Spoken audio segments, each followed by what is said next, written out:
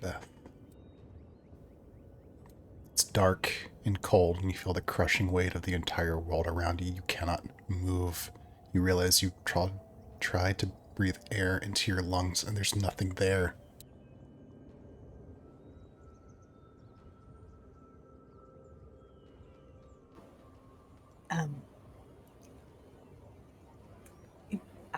I can't move at all.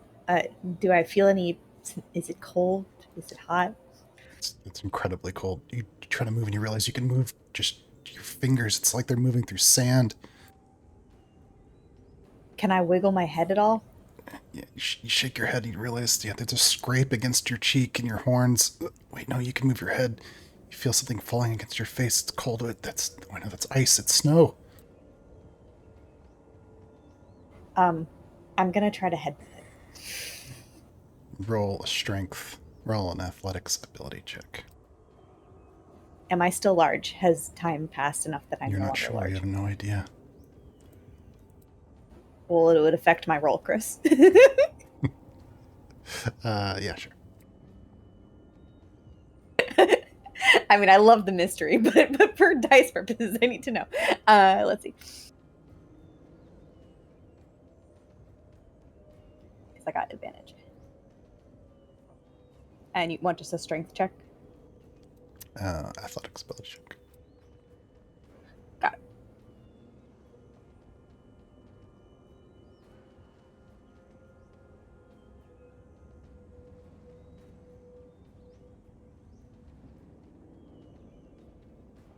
Hmm, 19's pretty good. You make some space and you feel you can just barely move. You realize you can hear muffled voices.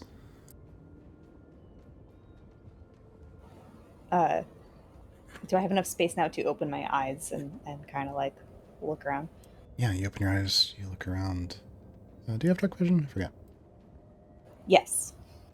Yeah. There's just a gray, featureless pattern in front of you. Well, shit. How did I get under snow? What happened? Why do I feel like Casey is to blame? Okay, hang on. You realize She's that you're racking her knife. suffocating. And this is how Kabeth dies. Hold on. I got a spell for this. I'm sure of it.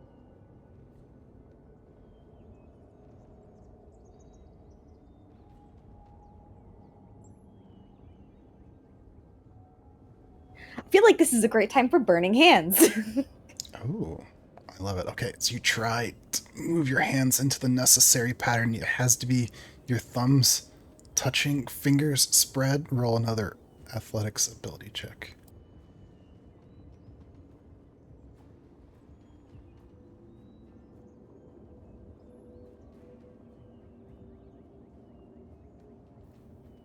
$25. You make enough space. For everyone else, there's a sudden burst of flame that erupts up from the snow up into the air, like a geyser just from nowhere. Do I clear a path ahead of me? You did. Is it far enough to get myself out of this? Yeah. Clearly, You burst up from the snow, and what you see around you is a white landscape. You realize you're still in the mountains, but it's all different. It's covered in fresh snow, and you can catch glimpses of like the upper bodies of your friends pulling themselves out from the snow. I immediately start helping them. Anyone I can see, I'm pulling them out, digging them out. I will use my strength if needed. As Kabeth emerges from the snow, what does she see from everyone else? Casey is running nimbly across the snow tops, stopping for a moment, snapping his finger, and a ball of fire appears in his hand, and he throws it at different spots as it sinks into the snow before fizzling out a ways down. He's like, "Anyone down there?" No. And he'll say into the mind link, If you're still under snow, just let me know where you are. I don't think Beth's in my link, but Kibeth is just looking at him anyways, and she's like, Casey, why do I feel like this is your fault? And she gestures at the landscape. I do fire, not snow. We're still missing Chris. Who are we still missing? I'm trying to think from Casey's perspective. Esmond's in the mind link, right? Esmond is. I think that the only one from last session that wasn't in the mind link was Salinger. I think they keep things simple. You've heard from everyone in the mind link with the exception of... question? No, with the exception of me. You haven't heard. Yeah. Nor I. Yeah. Peach, not heard for Peach, Ishtalon, Salinger. I think you have heard from Esmond, Araya, Ava, I assume? I can't remember who was on my link. Yeah, what about Samsel and the other guy? Let's make this simple. Everyone is bursting up from the snow kind of together, digging your way out at the same time. Samsel is with Ava. You see Fane gasping for breath. Looks like some blue potion kind of dripping down his short beard. You haven't yet seen Ishtalon, Peach, or Salinger. Kibeth, we're still missing Ishtalon, Peach, and Sal. Last I saw, they were he does a full 360 with his finger up in the air, and Peach and Sal were that way, and Ishtalon was... I don't know where she was, but I'm waiting to hear back from her. You probably see there's a white fox that's hopping along the snow, sniffing the air, trying to pick up on, I guess, Ishtalon, Sal, or Peach's scent.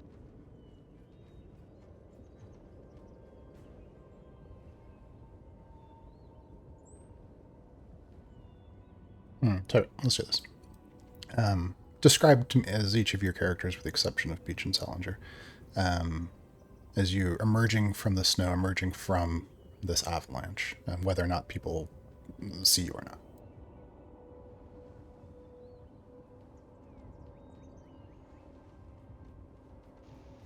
Okay, yeah. Like I said, you see a white fox that was accompanying Samsel and is sniffing at the wounds of other people and scurrying about, trying to dig tepidly at different places in the snow, following a scent of something.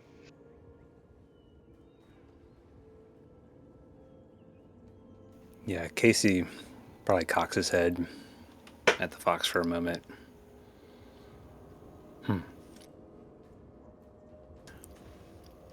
Yeah. Ishtalon, if you're still there, just let me know. Peach, just let me know where you are, and I can dig you out.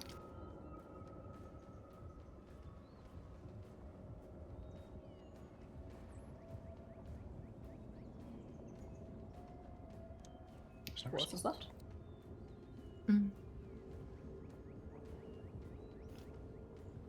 Araya is currently flying over to where she last saw Ez and Fane, and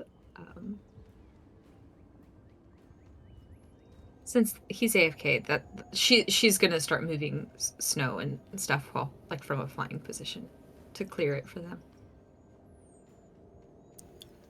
Yeah, Casey will be burning away snow where he last saw Peach and Salinger.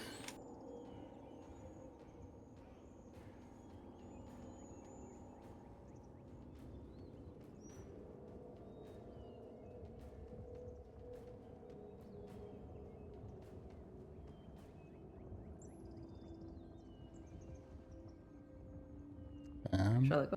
Yeah.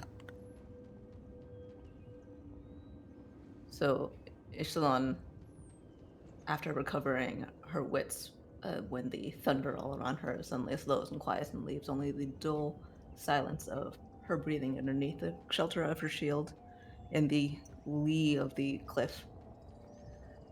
She hears the voices, or actually it's just single voice in her mind, and just to herself. Finding the air starting to get close around her, she fumbles at her side, scooping away at some of the snow that's surrounding her, pops this fragile bubble-looking sphere that's been hanging netted at her side for pretty much the entire time that she's been here, and then sticks it over her head, with a flash of concentration, of focus. Not literal, not game concentration, just a moment of focus. And then she starts to slowly, almost doggy paddle her way through the snow, using the shield as she can, making her way toward the sound of voices and footsteps, keeping her ears attuned for a particular step in the sound of sizzling as snow hits skin, too hot skin. Then when she thinks that she hears the sound of Casey's voice calling, she waits for a moment, and then pushes up a little closer to the surface, and then when she thinks he's right overhead, is going to launch her arms out, grab his ankles, and then yank him down to the ground.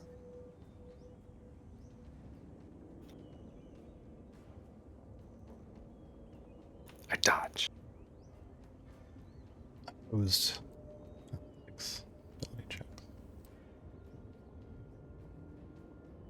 Athletics? Athletics or acrobatics, your choice. If it were cut out for you, Casey will not admit defeat.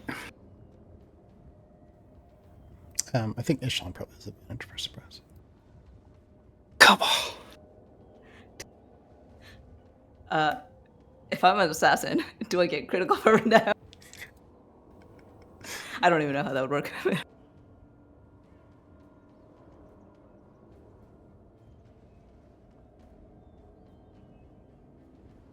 Here's the thing, though.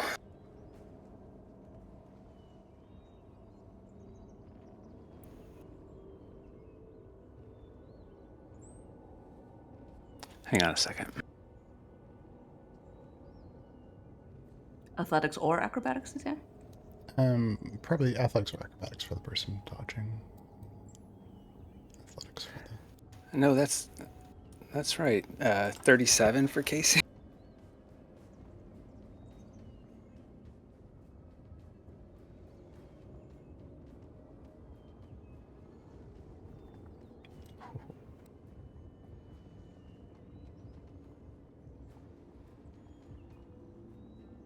Can I use a precision attack on this? Yeah, I think so. So first I'm going to spend some whispers to refill a combat dice. Combat superiority die. I don't know how many, but I have enough.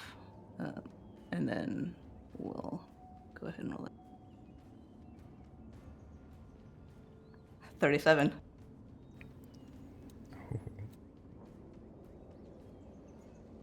Oh, sorry, I'm still on GM only. I was like 37 versus 37. Do ties go to the attacker? Ties usually go to the runner. Yeah, so we'll say this. Casey, you managed to get dodge just out of the... Oh, wait, Echelon, do you know that?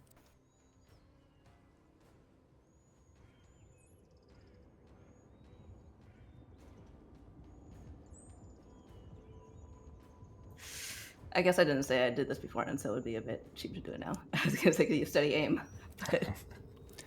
I mean, Casey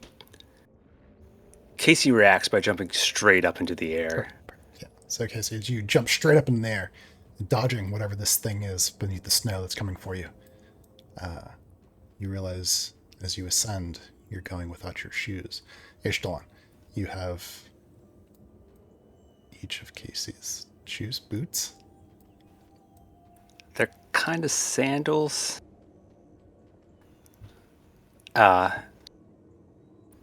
Yeah, he looks down for the brief moment and then falls straight back down right into the hole that she burst up from. She's in that hole. I don't think she didn't come out all the way. It's more like a. You dug this grave. I think she's going to try and lunge out of the way, and then Actually, yeah, no, she's just gonna straight up punch him the moment he comes down at her. She is not happy. What? It's Charlotte. It's Casey. I know. I'm hoping that's what I was counting on. Why? Fuck! How could you? You hear dud. Yeah. What? Dull thudding. Impact after impact. Ishtalan's fists. You literally killed everyone. With that stupid causing an avalanche in the middle of. Do you see bugs? Bugs are gone. Do you see everyone else? No, they're fine though. Because we just have to pull a couple more people out. You see Samsel clawing her way up out to the snow. You see Bane. He looks weak, emerging from the snow with husband. If you just stop for a moment. I haven't heard from Peach or Sal. I swear by looks, if you have killed Peach with this queen's damned full stunt. They're fine. I mean, you've seen them fight. They'll be fine. This is nothing. She doesn't even dignify that with a response and is gonna claw her way back up to the surface, elbowing out onto the surface snow and packing it down so that she can actually stand on it, and then is calling out, "Peach, girl, where are you, Peach? Challenge out." Casey, halfway out of the hole, is like, I already tried her in the mind link, but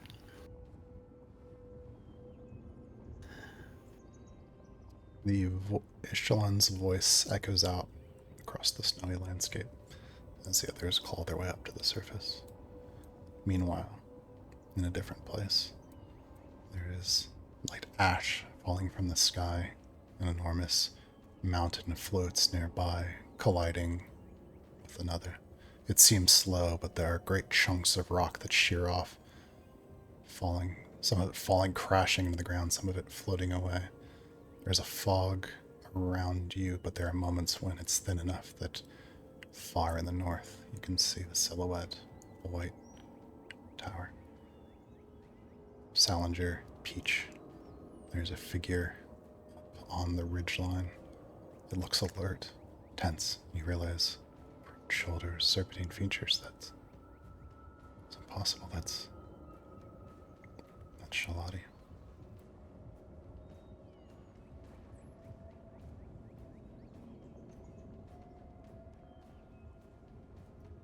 What do I see of those two? Yeah, and you have been running from the beast. Your lungs are burning, nostrils filled with ash. Looking down, you didn't expect them to be there. Why are they there? That makes no sense, but there they are. But they're in danger.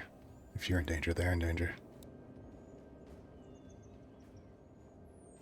I think she doesn't whistle for fear of catching further attention, but she waves at them and makes a gesture, sort of like this, and then down and is going to skid down the hill as fast as she can, sort of taking long, looping strides over this strange earth.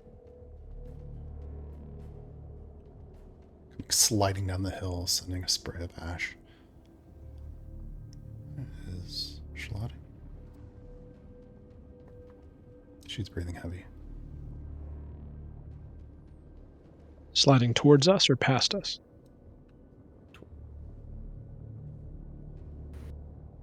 What all... Is that... That's not Ixalan, that's... Shalati!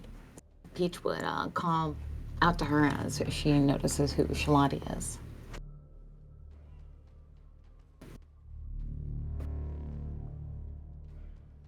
Is that... Right, that is Shalati, right? Silent. She skips close enough to grab both of them by the shoulder. Sort of. It's sort of like this sort of thing. And I think Sal puts out a hand to break the height difference as soon as she sees you start to do that. And she clutches both of their hands. Just, it's you?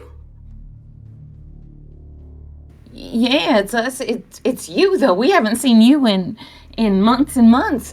How? I am so glad to see you. I want to ask how you're here. I'm just because I don't know how we're here, but it is good to see you, Shalati. We missed you. We have to hide now. The beast is behind us, and I was trying to get away from it. But if you're here, you're also in danger. Did you come in through here? What? Glancing around, you do see an outcropping of rock that you could potentially hide in. All right. Hide first, talk later. Sal just starts to pull them with him in case they're still talking. Yeah, before too long, you're hidden among the rocks. And just as you get into place in the shadow, those boulders and jagged outcroppings, there's a sound of something passing in the air overhead.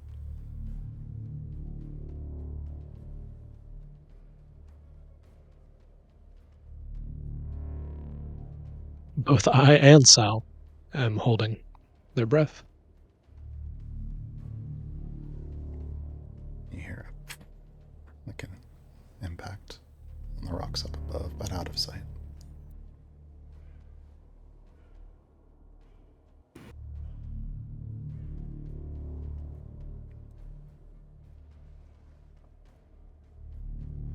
Hey, how long do we Shalati, what is it? Something weird. Little, very large talons, and beyond that, I know nothing more. I have made it a point not to tangle with it. Your step. Clicking sound. Claws on stone, and then there's a flap of wings, and it's gone.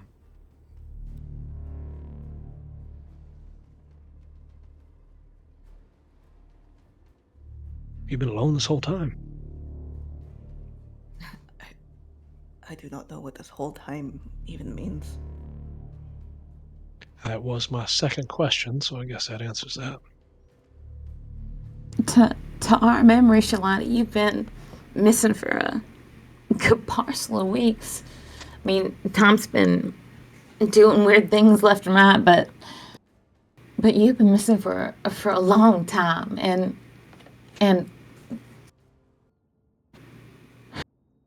like missing, like presumed dead missing. Well, I assume so if I was here. What do you mean if you were here? I mean, I'm here in this place, so it wouldn't be there, so of course I would be missing. But I'm here, and you're here too, but you just said you did not know how you got here. I had an idea. What's the idea, Sal? Not how to get back, how we got here. I think you know how we got here. Some spells, yes. All right, so we were being crushed by a proper avalanche. It was coming down, and Sal was shielding me, but I was already pretty hurt, and I just saw the rocks and the ice falling on him, and I know usually it takes me a long time to do the wanderlust. I need to focus for like a couple minutes, but I thought maybe if I just opened the door, it would give us enough space. You know, I've seen Esmond do that hole up in nowhere, and I've had the wanderlust work every single time I've cast it, but we ended up here instead. And at least we're not crushed by rocks and ice, except maybe we are. I mean, are we, Slotty, I don't want to sound rude or anything, but are we alive? I certainly hope so, because if we are not, then there are a lot more questions to answer.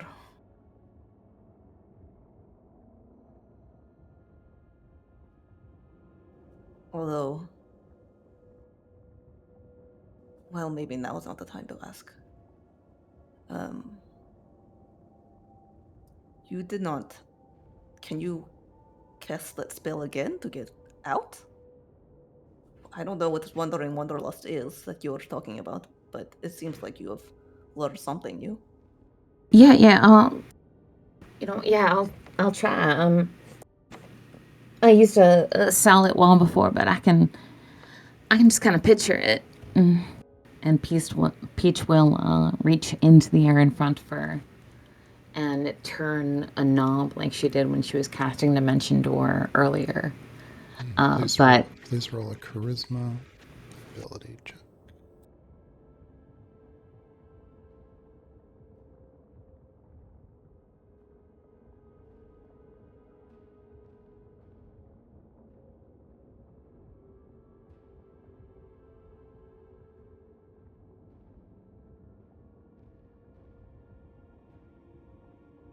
Pretty good. As you reach out, reaching for the door handle that would lead to a familiar place, a place that's safe and familiar, that leads to your friends. There's a loud, dissonant sound in your mind in Shalati and Salinger. You feel the ground shake and tremble beneath you. There's a cracking sound, and you see physical cracks begin running through the rocks around you and through the ground. Glimpsing the sky, you see fresh cracks through the sky. Sal grabs her arm so that it stops twisting a doorknob. Yeah. I think Shalati grabs the other, is trying to do the same thing, so they're just both like... There's a pulse. She just pulled away from this thing. There's a loud pulse. It's almost deafening that goes out in every direction. You feel it pass through your body, through the ground. Run.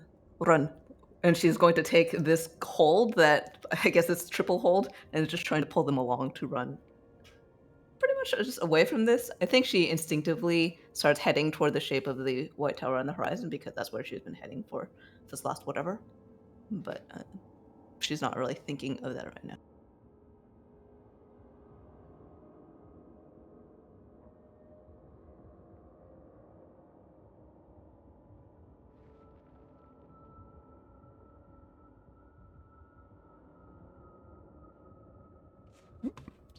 Okay.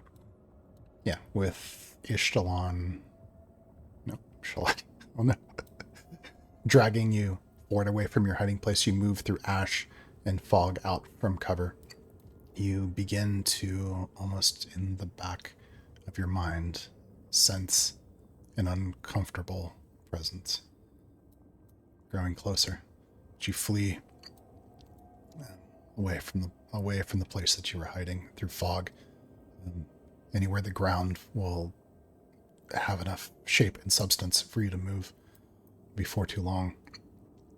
And you find yourself in dense fog of ash all around you. No more landscape, no more tower. Out there in the fog is something. Things for the moment are quiet.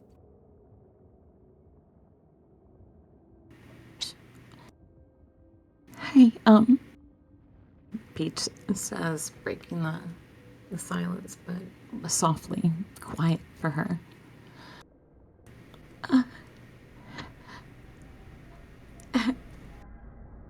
Where is this place, Shalati? And she'll also look at Sal and look up at him and say, is this where you were when you were kind of in between places? Huh? Like, where are we? You just said, can we get back? One question at a time. He says, coughing out a little bit of the ash. I think we can. I have seen tears, kind of like the ones that opened up in our world.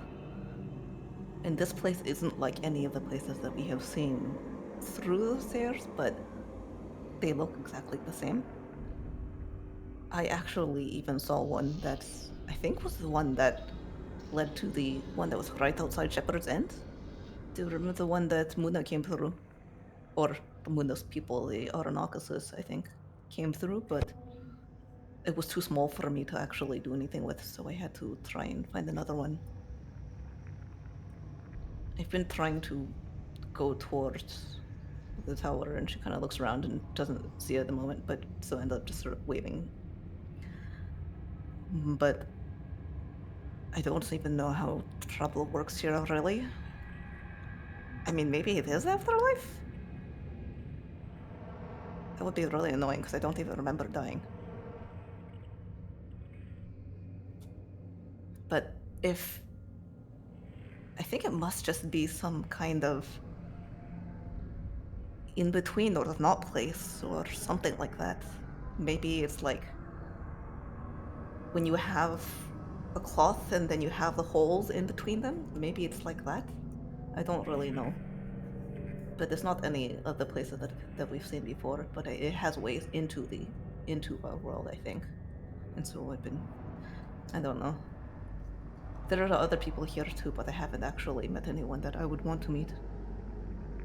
Except for you and... Oh. It's as Shalati is saying that you see the faint glow of a golden light beginning to spread through the fog near to you. Something's getting closer. Shalati starts to grab them and starts to run again.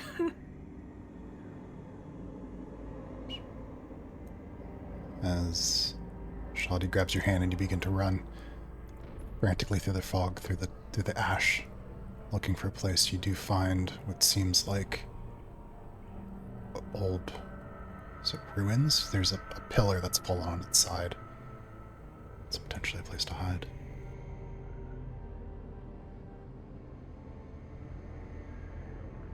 All right. That second question. This is not where I was. All right. Well, that removes my thought that you'd somehow have some kind of internal map and be able to whisk us off to safety. I need you to roll a stealth ability check.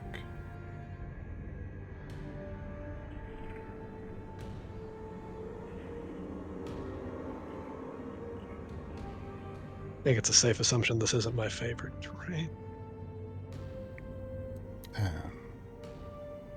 No, I don't think so. I'm missing Pass Without Trace right now. Yeah, Peach might use a couple spice points to re-roll that, actually. Okay, 18. Oh. 15. Oh, even worse.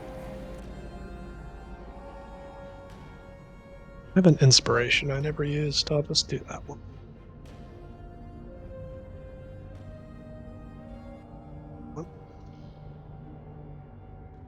Don't worry. Oh You're no! going down together, Sal.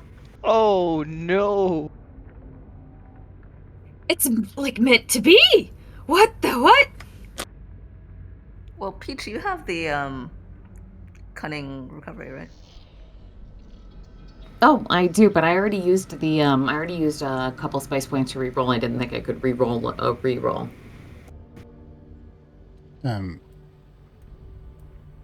If you... Sorry, what was the first one that you did? 12.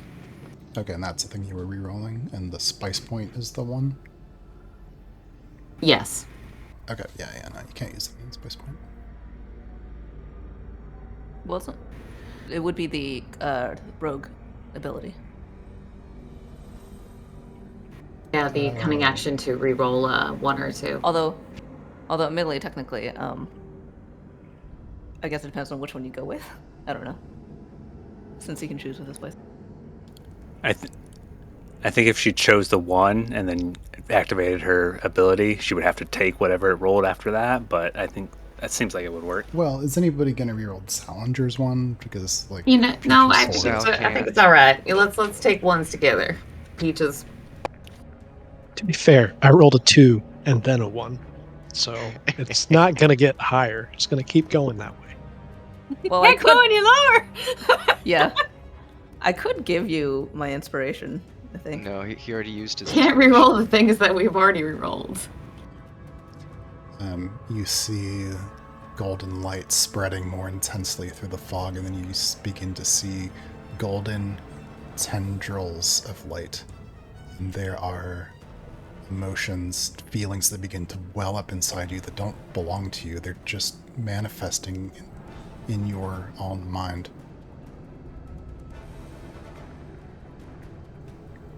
You begin to see what seems like a shape, something moving in the fog coming closer to you.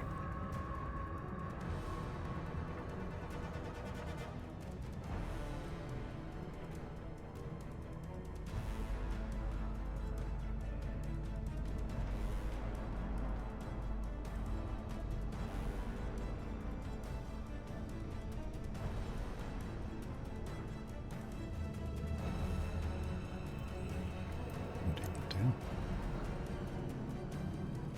I think Ishalon is immediately going to stand up and says, dashes off to the side, away from them, toward the thing. Does she? Yeah, I guess so. I guess she'll draw the halberd that is still on her back here. Also, And- did you mean Shalati? Yeah, sure. Yes, I did mention Lottie. Damn it. Okay. Peach and Salinger, you see Shalati pull the halberd off of her back and charge off into the fog towards the light. Oh, As she goes, the air around her shimmers, and it's almost as if there's a faint wetness in this dry, dusty land that somehow gathers toward her and emerges into the snakes that wreath around her. And she shouts as she dashes away from them as fast as she can. Hey! Over here, you big... whatever you are! Peach, Salinger, what do you do? well, we ain't losing her twice. He No, drops the absolutely hammer, not. Yeah. starts running. Peach will dash to keep up if she needs to.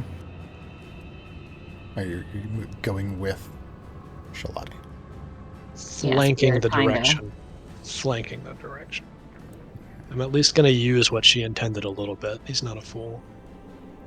Yeah, Peach is going to keep her distance, but also keep them both in sight Okay. and within casting So distance. There's thick fog. You have about 10 feet of visibility. Okay, but we can see a light source, right? So if I could Yes. see that she went in one direction, I could approximate an acute angle, so I could get on the other side of the light source. Okay. If it comes down to visibility, Peach will tail Salinger and not Shalati. Steeling yourselves, you rush forward into the fog towards whatever this is in the light. I'd like all of you to make a charisma saving throw, DC 25.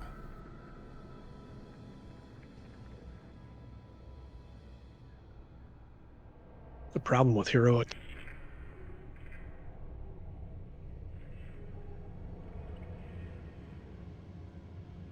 Oh, sorry. I should have did wrong character sheet. Doesn't really matter, though. It's 17. It still doesn't make it. One more try for Peach. I mean, 25's impossible. Spending 2 spice points. Oh, still no. All right. There is the swelling of an overwhelming fear that bubbles up in your blood from the core of your belly. It spreads out through your limbs. There is a frenetic energy that's overtaking you, confusion, excitement, tangled together. It's a sense of coming to a familiar place, being somewhere you've never been before. There is shape, almost humanoid. There are eyes, bioluminescent, like a thing from the deep, long tendrils like wings, spreading out all around. And Ishtalan, Peach, and Salinger charge into the light.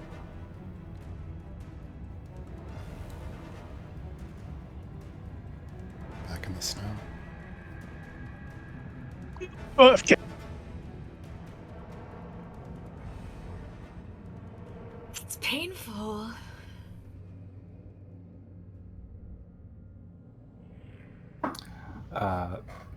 After a bit of struggling, Esmond and Fane probably would have made it out of their place in time, but both of them are bloodied and have gashes across their heads, I imagine. And Esmond certainly is just kind of finding a place to sit and just kind of waiting for everyone else to approach him so he doesn't have to move. A flying array meets you halfway as you dig yourselves out of large, right, snow.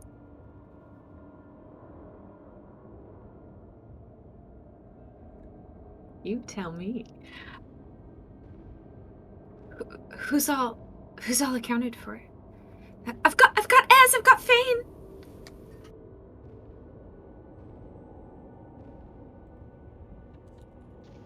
Ava Fox. Does she know that's Fox? No, I don't know shit.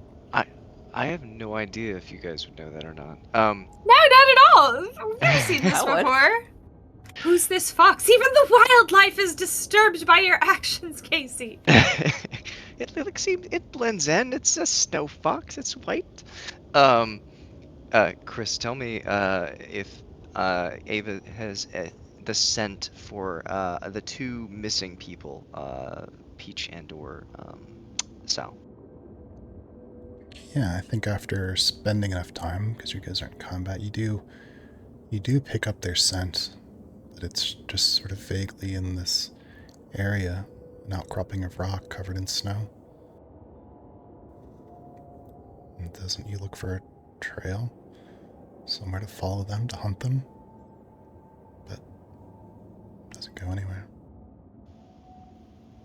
It's just snow. She digs a little at the snow a little bit and sort of sniffs down there and sniffs the air and looks around, just patters around back and forth a little bit, sniffing a little bit more, and then blows out her nose and then trots back over across the snow towards where Ez and the other guy are laying down. And I can never remember his name. Alfric. Fane. No, Thane. Oh, fan. Yeah.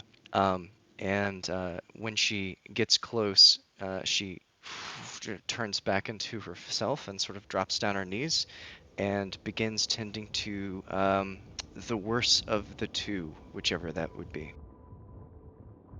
Probably Fane. Okay. As you're tending to him, don't use any magic. I've got not yet. At least I've got something that might help a number of us in a quick bit if we need it. Is everyone accounted for yet? Casey is still burning away snow in the area he thinks Peach and Sal were. Ava yells over her shoulder as you see that she is pulling out bandages and sewing needles and salves from her sash, and as she tends to feign, not just using mechanical means, and she shouts over her shoulder to Casey. She's like, I don't know where they are, but they're not here. It's like they just disappeared. And she's gonna patch up Fane. She's gonna be, hold still. This is gonna hurt. This isn't magic. Oh shit! You mean they're you can't they're where was it again?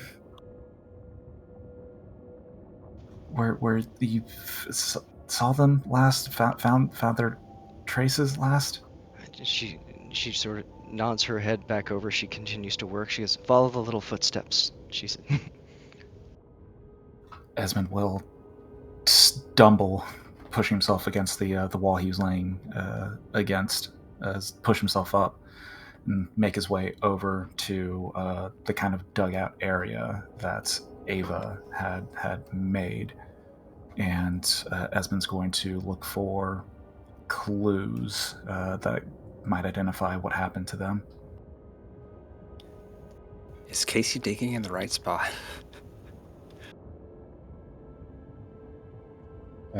Casey looking for Peach and Salinger?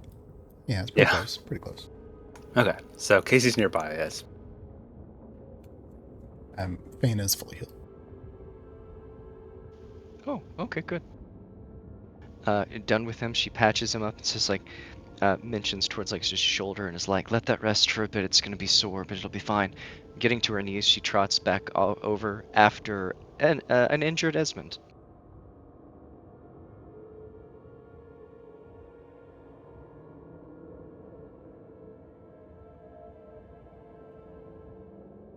So yeah, at the spots that has thus far been indicated as where Peach and Sal vanished from, Esmond's going to investigate the area and look for any clues.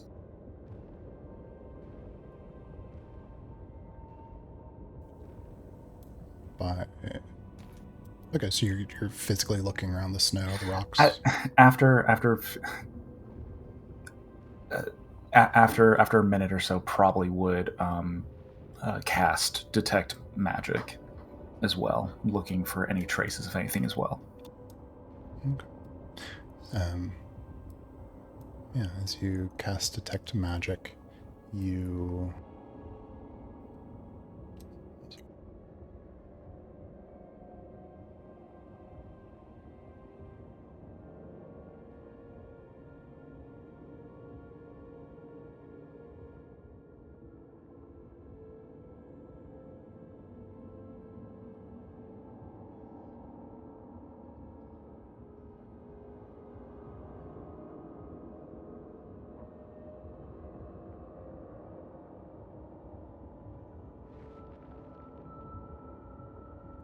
yeah, looking through the snow, you pick up the slightest hint of conjuration magic.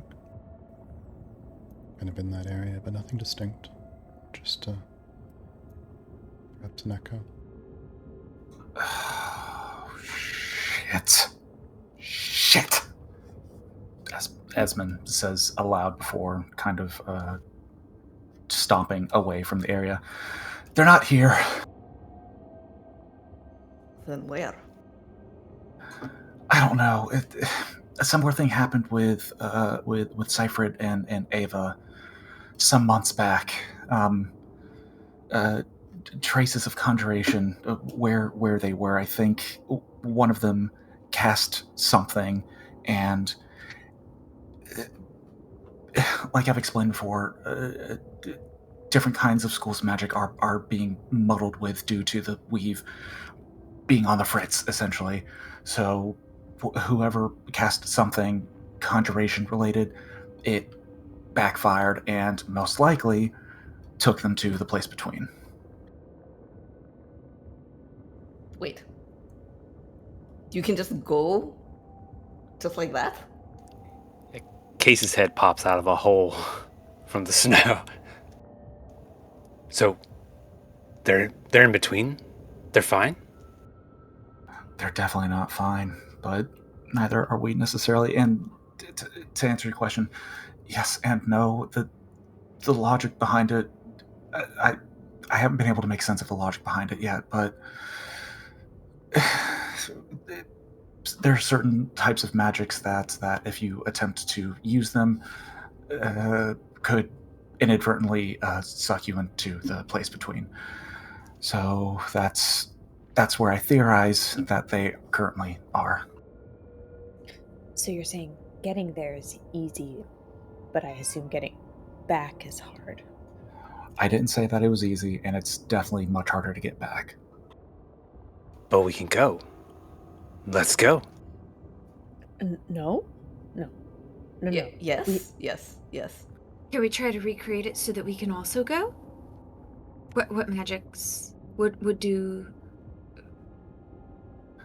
We had to open up a separate door through a portal to retrieve Ava. Ava, what happened? Did you remember? That's possibly anything you can remember from what happened to you would help. I know it was a long time ago. Seyfried was just trying to teleport us, I think. She was using something that Peach... Well, I can do it too, I guess. It's when you kind of just vanish from one spot and then you can appear about 30-ish feet away. But it's usually only for one person. I don't know if that's why it messed up when we went there or what. Well, I mean, I just did that before the avalanche. Like, Whoever casted what, it was a stronger variant of that same spell. But Doc, you know how to do it? Yeah, I mean, to do the small teleporting spell, yeah. I'd really go though. That seems like... Especially if it can get you to the place between. Well, I don't think it does. I mean, Casey just used it. And as I think you said it was what kind of magic?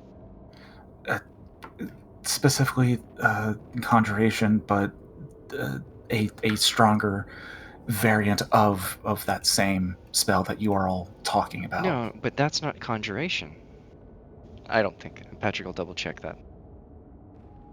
Roll Arcana. Is... Oh, okay.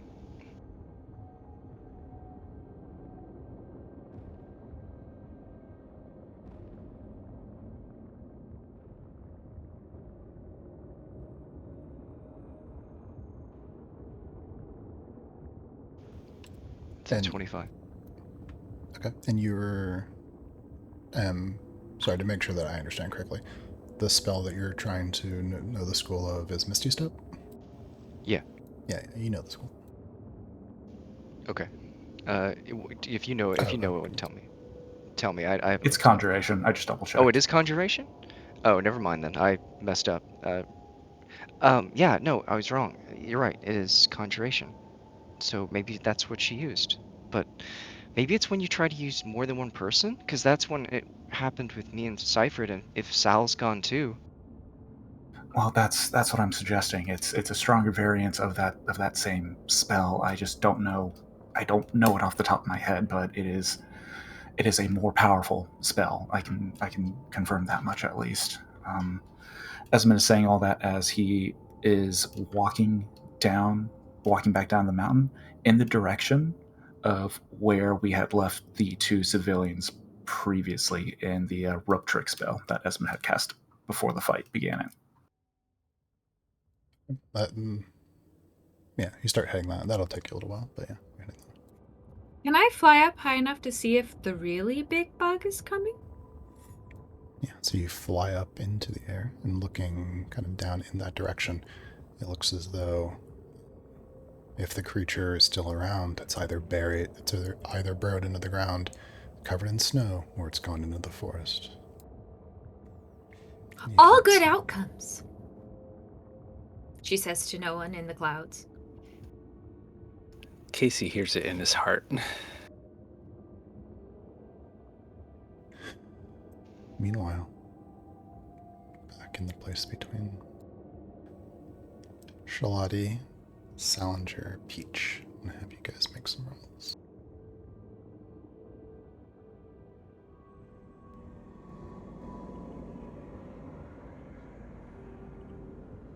What if instead we just roleplay really well and what we want to happen happens?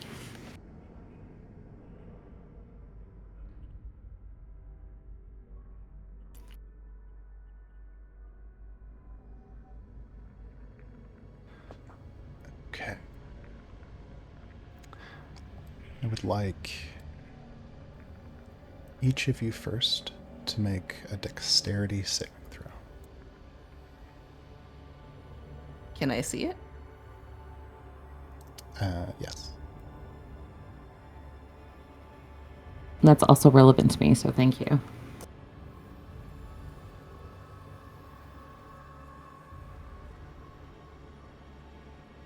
Is it against a spell? No, this is just truncating some things. Truncate. Mm-hmm.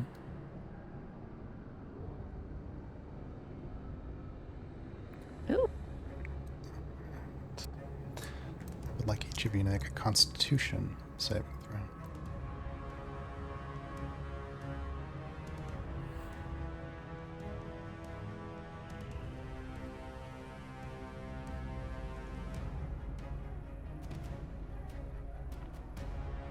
Can you reroll that? Yeah, I might reroll mine too. Remember, it's 2 points each time. Yeah, we don't want to. We want to survive Feel like hell.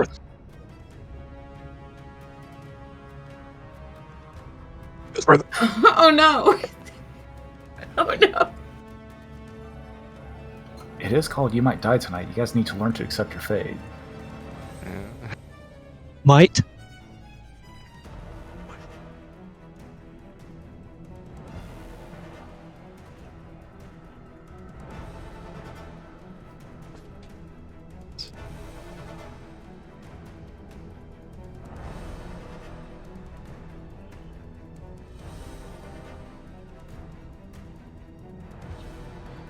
Okay. And those are final numbers for those two categories, Dexterity and Constitution? Okay. I'd like each of you to make an attack roll. Whatever just your best weapon attack is. I think I know what's happening.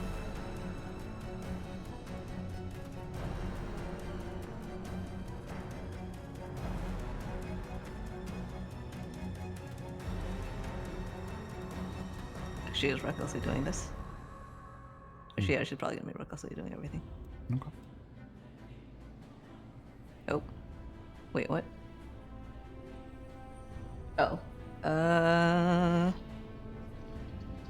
Does that make sense for her? Yeah, probably. Yeah, I'll keep that.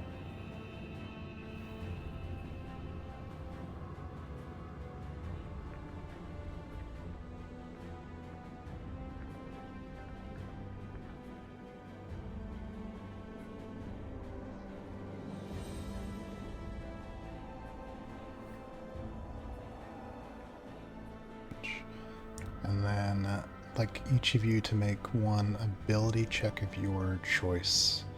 Whatever you think the strongest thing for this situation.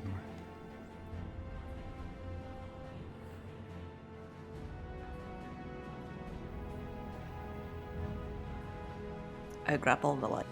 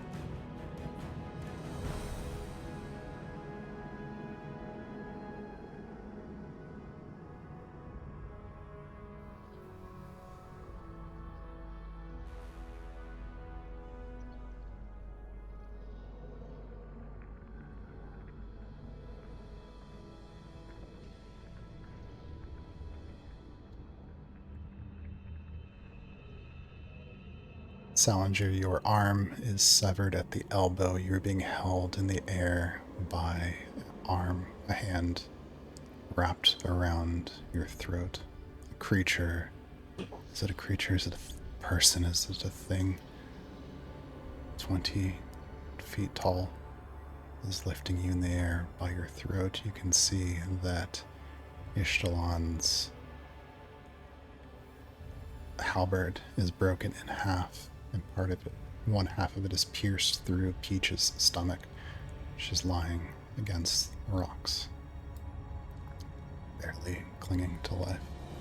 Ishtalan, you are battered and bloodied, but barely still standing. Or Shalati. Battered, bloody, barely still standing. Before you, Salinger, is a being whose interior is almost like a sky of many stars, each of them pulsing, interacting with the others like something born at the bottom of the sea. There are writhing tentacles of light from a face with many eyes that are peering into you. There are wings, there are tentacles from its back. You're not entirely sure. It pulls you closer and stares with an interest. Shalon, what do you do? Or sorry, Shalati, what do you do? What? I'm being held? I thought No. Salinger's Salinger's being held. Okay. And I'm just on the ground? You're still standing, badly wounded. Peach is bleeding out. I think seeing Peach skewered with her own weapon, however broken it was, she probably at this point has Peach in her arms and is trying to forcibly shove a potion down her throat, the one that she's been preserving all this while that she's been avoiding fights, trying to conserve all of her equipment. And her eyes are wide, slightly blank, still blue with the fire of her serpents, her guardian serpents, and there are tears streaming out from the corner of her eye, and she's, "I told you to run! Why did..." And she waits for the last of the red liquid in the potion to make its way down Peach's throat, and is slowly pulling out the halberd at the same time. And then she's going to try and stick her behind is that all the time that I have? For the moment, as you force the potion down her throat, Peach, you find yourself, whether you mean to swallow or not, choking on it. Whether it's a scream or the potion, you're not entirely sure. But as Shalati rips the halberd free from your belly, feeding you the potion, please make an advantaged Constitution saving throw in order to survive.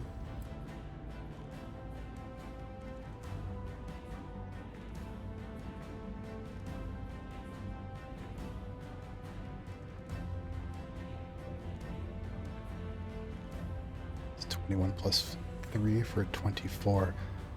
That is enough, just barely, to survive as the halberd's ripped free from your belly.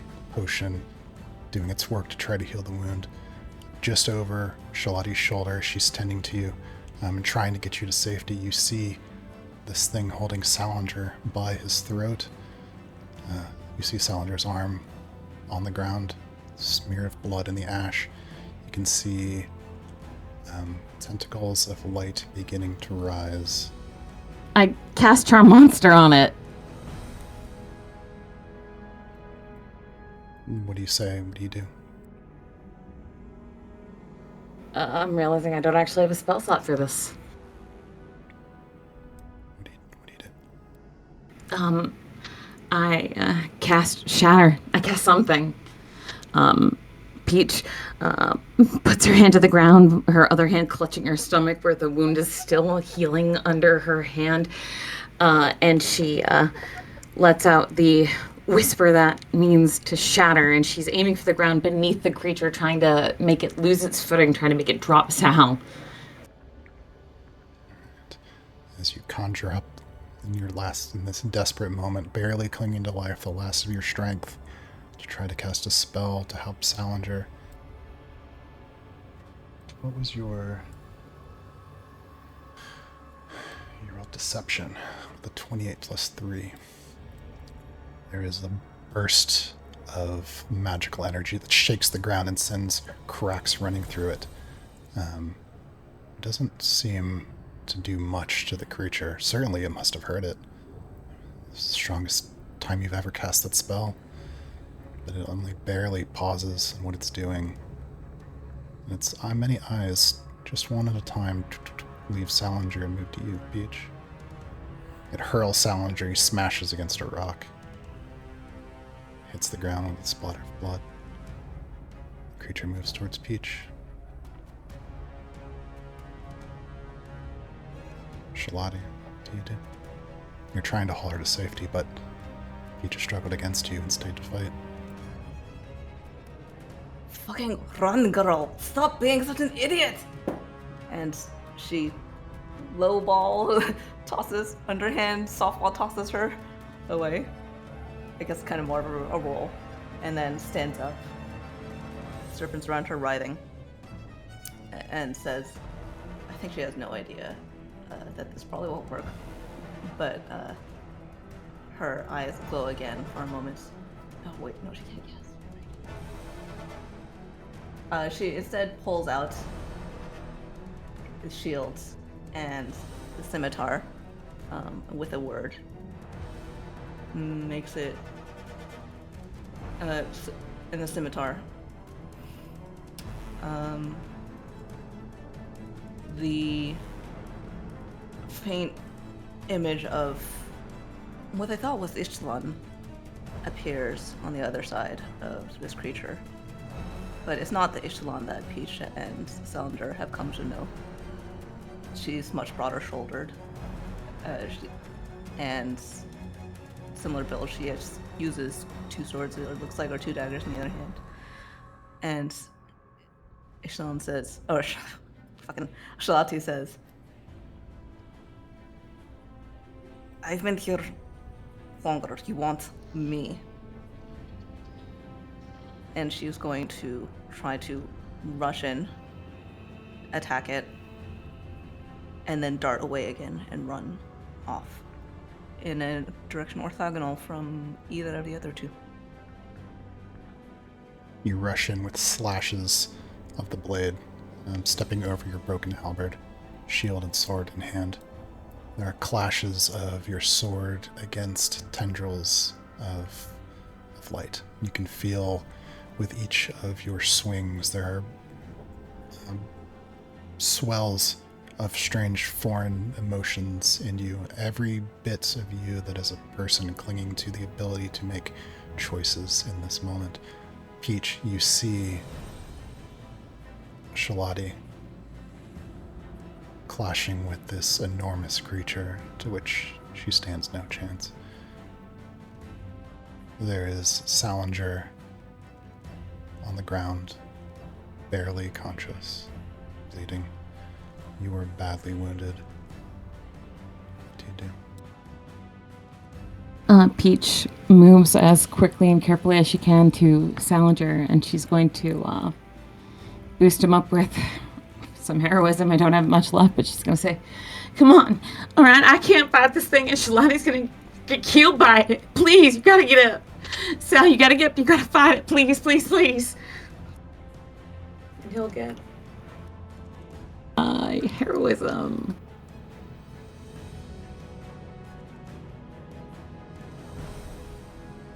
Am I conscious enough to respond? Means you get 4 hit points. Yeah, you're conscious enough to respond. You see flashes of steel and light in the fog. You can see a glimpse silhouette of Shalati cast by the light of this creature.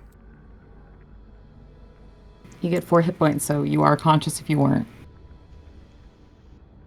You're faster than me, and you can't carry me. Run as fast as you can, and I'll try to keep up. I'm not gonna leave you here. I'm not gonna leave Shalati either. Run or I'll throw you. I'm not gonna run from you, Salinger Moral. No! I'll gonna open up another door to somewhere else. do exactly what I said I was going to do. What do you do? If I can. What do you do? So I'm assuming she's like leaned over me. I'm missing an arm.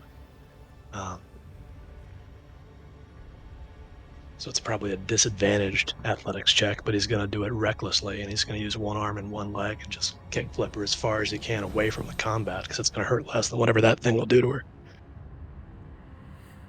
Peach, do you go along with it as he shoves you away, or do you resist? She goes along with it, but she doesn't go further than that. Wherever she lands is where she stays. Salinger throws Peach just several feet away, landing in the ash. Salinger, you can see that the creature seems to have turned its attention to Shalati. She's trying to move and maneuver to get away, but this thing moves not just so much like a person, it flows to where it wants to be, and it's cutting her off as she moves, and it attacks her and she attacks it. As they move back and forth, you realize it won't be easy for Shalati to try to get away, to even lead it away from you, but right now its attention is on her. Peach is behind you, it is in front of you. What do you want to do? Could you have framed that? Can I use my reaction to shout, Salinger fudges me moral. You fucking move away from here with Peach.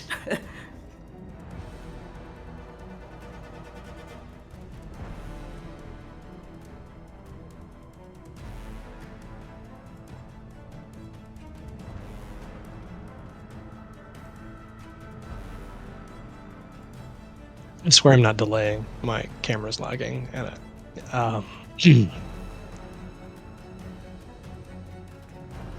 okay, so he's missing an arm. He just threw Peach as far as he could away.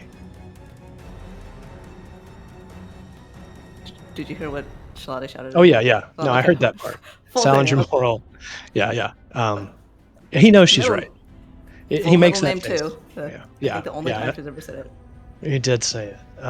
So his full body tenses, like a chill runs down his spine, and he panics. And he's going to use an ability that he doesn't think is going to work at all. But every time he's panicked and been in trouble so far, since this adventure started, this has been his kind of go-to. He's going to go with Summon Drake.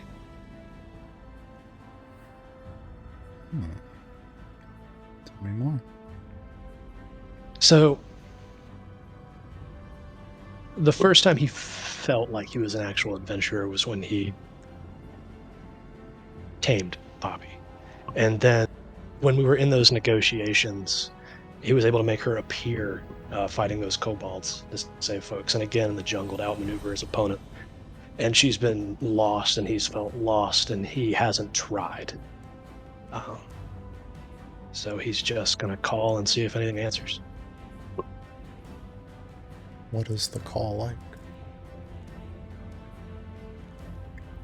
You don't have to make the noise. I'm just... I was about to. Don't. But I'll describe it because it'd be a lot less weird.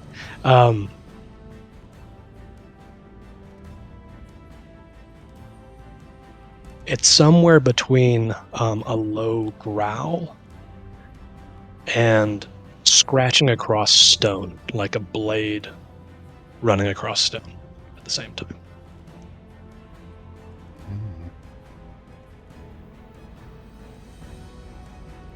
Please make an ability check you think is appropriate for this. Well, it was animal handling the first time.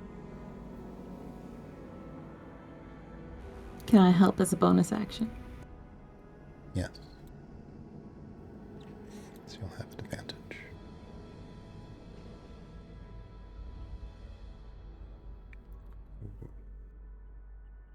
Oh, ignore the athletics. I can roll that animal handling one more time. Just 19. Okay. Shalati. As you clash with this creature, trying to lead it away from the others, it flows around you like light across water. It moves outside of the conventions of a beast or a man that you might have fought. It's on one side of you, then another. As you slash, despite how enormous it is, it's not there when it doesn't want to be there. There is light and smeared colors all around you. You, out of the corner of your eye, you catch a flash of a tentacle, like a spear, hard as glass, coming straight for you. Please make a new dexterity saving throw. DC 20. The three of us or just Shalati? Just shot it. Oh. Yeah, no. Oh. Nope. Is that double ones? Double ones to make 11s? That's even if you reroll one of them, right? Well, it's a. Well, it's advantaged, not Oh. disadvantaged. Yeah. Oh, she's yeah. Good lord, the rolls this.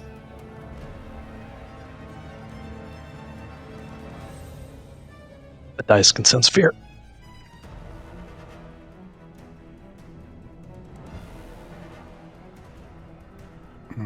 It's not great, but it's better. Oh, wait. Hang on.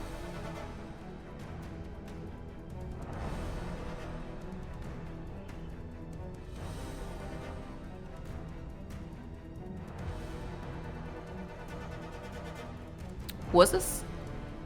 Okay, so this wasn't their attack roll. Right? No. That's technically just the same. Okay.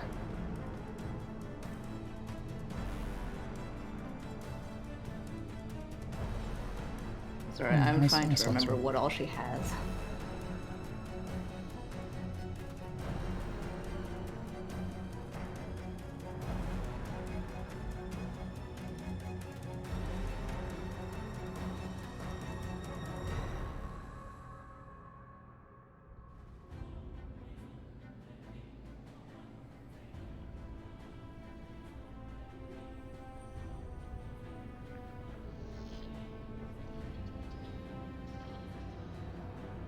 Since I used it for this, I can't use my breaths on this, right?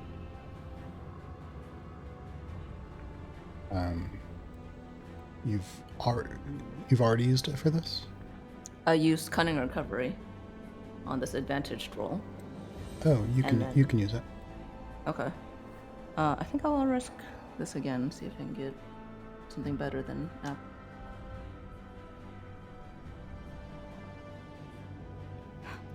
Just a little bit. Better than a 19.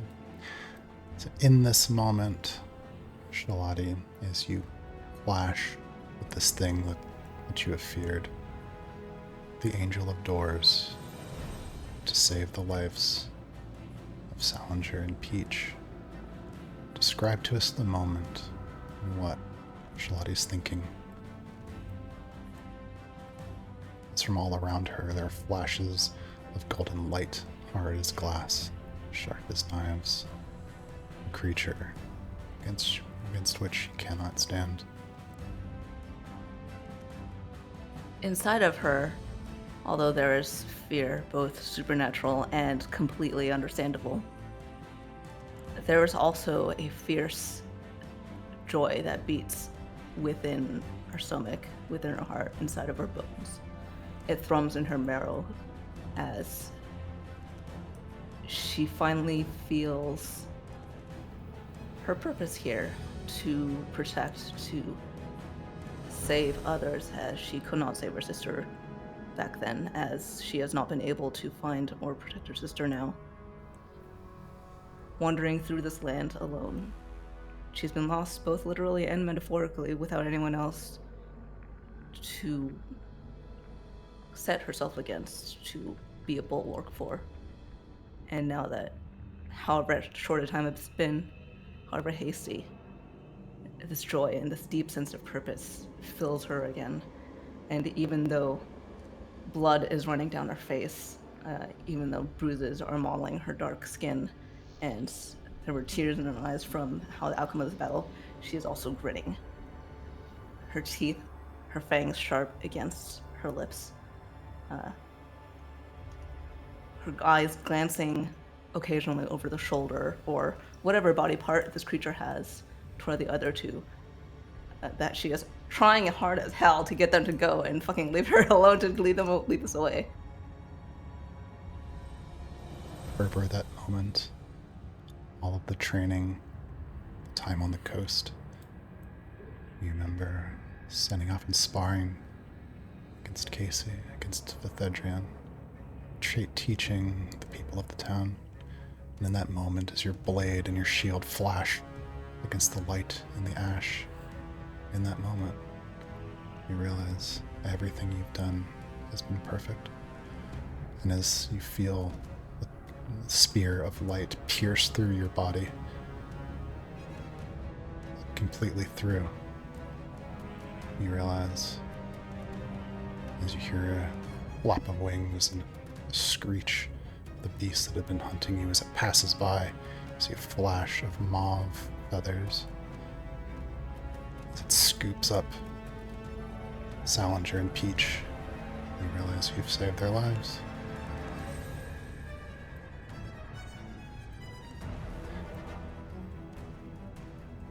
There's light all around you as it carries them into the fall. Back in the snow.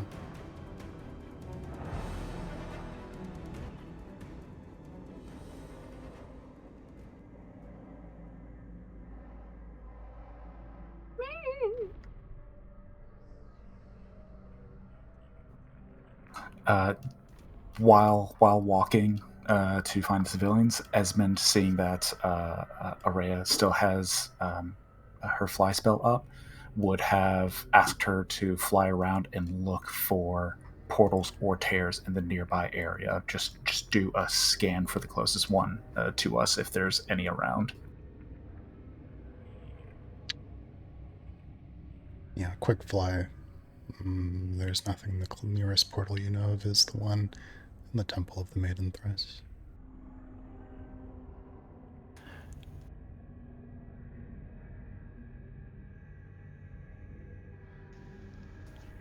Doc, if you know how to open a tear to get us in between, let's do it. No one is opening a fucking tear right now, and that is the last anyone is suggesting it. All that would do is allow one or two of us at a time to travel and get stuck with Peach and Sal, who may not even be there any longer. I'm not leaving this up for debate. We will find another tear, and I will get us to the place between so that we can find them, but we are not going to try and travel to it separately at this time. Drop it. Well, last time Ava and Seyfried, they traveled to a tear that they knew existed, right, Ava? When to get out? Yeah, that's how we got out. Was the Last time, I showed you to a tear. how can we do that? That's right. Well, was the place in between anything like this realm that, like... No? Oh. It's... She sort of shivers a little bit. It's... different. It's pretty scary. Alright, we briefly traveled through the place between when we were stuck, shifting between all those parallel realities, trying to get back to our own. That one time back in the town that I can't remember off the top of my head right now. I can try to send someone without a tear. No, you're not doing that because that would just leave one person by themselves stuck there, and we're not going to do technically, that. they should come back. It'd be for like a minute. Well, I figured out. I think I have an idea about how to send things into different planes for a little bit, and then they should come back. Sent. She's going to like Can we hold you test by the that on- shoulders.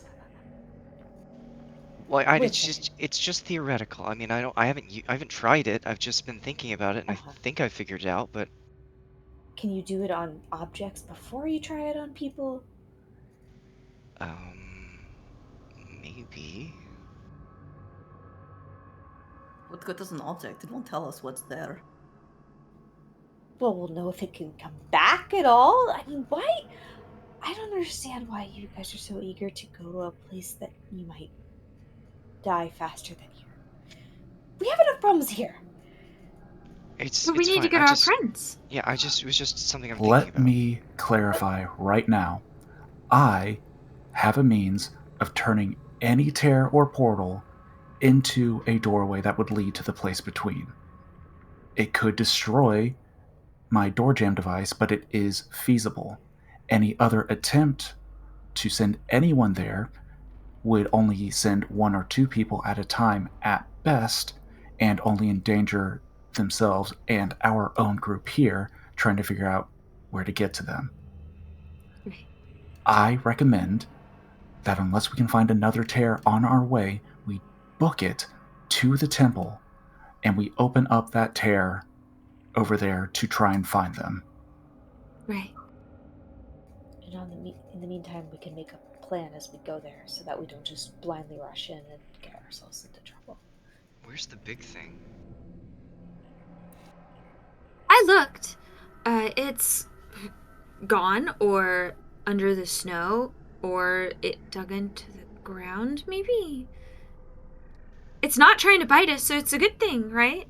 I guess. I mean, okay, we can try to round everyone up and rush to the temple, I guess.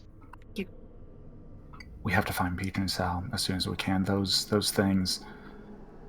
Shit. Maybe we need to find a different portal. Shit. What about the reptile? If Pretty you at move girl's that portal, place. If you use that portal to tear, and she's just overriding whatever it is saying, to point it toward the place between, that also closes it off to the other realm, right? Yes, So it it'd does. be killing two birds with one stone. Yes, but we can't do that yet because all of the maidens are still there, potentially. Maybe. It's... The sword, Esmond kind of lifts his cloak and shows the sword that on his side.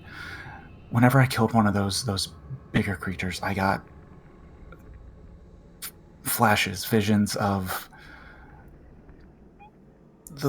their life on the other side of the portal of their home, their desert world. The maidens the bug's did. Life? Yes, the maidens did make their way there, and the details are unclear, but the insect creatures made their way to our home through that portal. I don't know anything else about the maidens, though.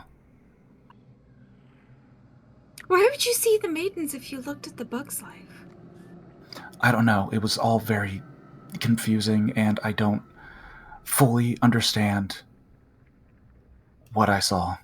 And I'm not... I don't have any theories yet. So, we have to get to the portal as quick as we can, right? To try to... Yeah. Okay.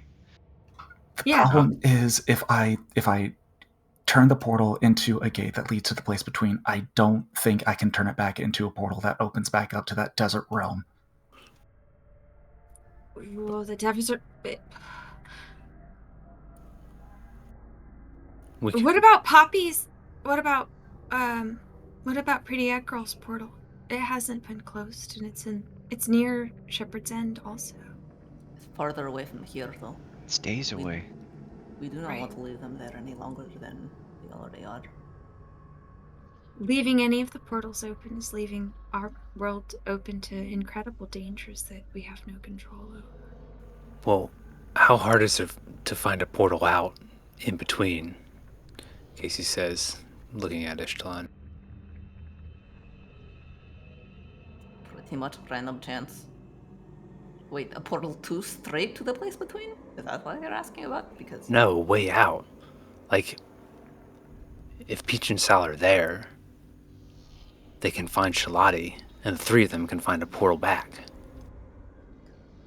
traveling through the place between is incredibly difficult. I'm not even sure there is a way to easily do it. I don't know how long it took us to figure out how to make our way around through there. But Are there any in the- landmarks? the things change. They can change between one step and the other, or they can stay seemingly the same for a long We time. need to stay focused, though. We don't need to learn more about what is on their end. We have to figure out how we can help them. Well, we just need to get to a portal, and the closest one is the temple, and we should go. Okay, but if we use that one, you may not be able to use it to find the desert planet again. What if the priestess is already back? There's nothing we can Oh. do without knowing. Yeah, We should maybe just they're back. go, Yeah, let's go. Maybe they're already back. right? This is only going to get better at using the portals. We'll be able to open to any plane we want, given time. No matter what, we just have to help how we can, and with the means that we can, and we can't do everything perfect every single time. We've got to do the best we can do, and this is the best we can do, and so we should go. And what about the people that we left inside the hidey hole? We're walking towards them right now. I'm flying towards them. Oh. Casey, I was like floating next to you guys, and then I'm like, wait! Casey says into the mind leak, Peach, if you can hear me, take Sal, find Shalati, and find a portal back. And then let me know where you are, yeah? So Do I you're hear just him? heading. You know,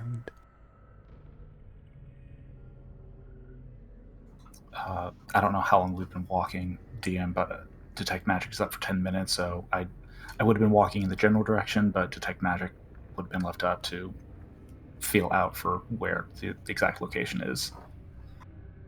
we'll say as you guys are traveling with Araya flying overhead, you don't have Zephyrs, right? Who is? Yeah. Yes, you find the hidey hole. It's almost at ground level. Oh, Ishtar? She confirms with the rest of the party. So you're just going back to that place where you left the others, and then to the temple, correct? All right, I'll be back. And she is heading off into the other direction to get to the place where she left the decoy to retrieve her cloak and scarf. Okay. So I didn't make that one. Yeah, by the time you reach the hidey hole, I think probably Araya's maybe still. How long does Fly last? 10 minutes? Like 10 An minutes, hour. yeah. Oh, it's An 10 hour? minutes? Hold on. I think Let it's me 10 look. minutes. Oh, 10 minutes. I thought it was Yeah, an hour. 10. Invisibility is what I was thinking of. Man, I got all the rules mixed up tonight. Yeah, It's all good. yeah, you've got a little bit of time left on your flying as you're overhead. As all of you arrive sort of in the area where the hidey hole was left and that wagon was abandoned. Can I tell when Fly's about to end so that I'm like, oh, I'm feeling a little less flyy, and then, or do I need to watch? No, your character's gotta know. Why would you ask him this? Why would you curse yourself with this? No, because I mean, like, if I'm up in the air and just like, like comical, but It does happen. Yeah, Albrecht, Fan, Somsel are all with you.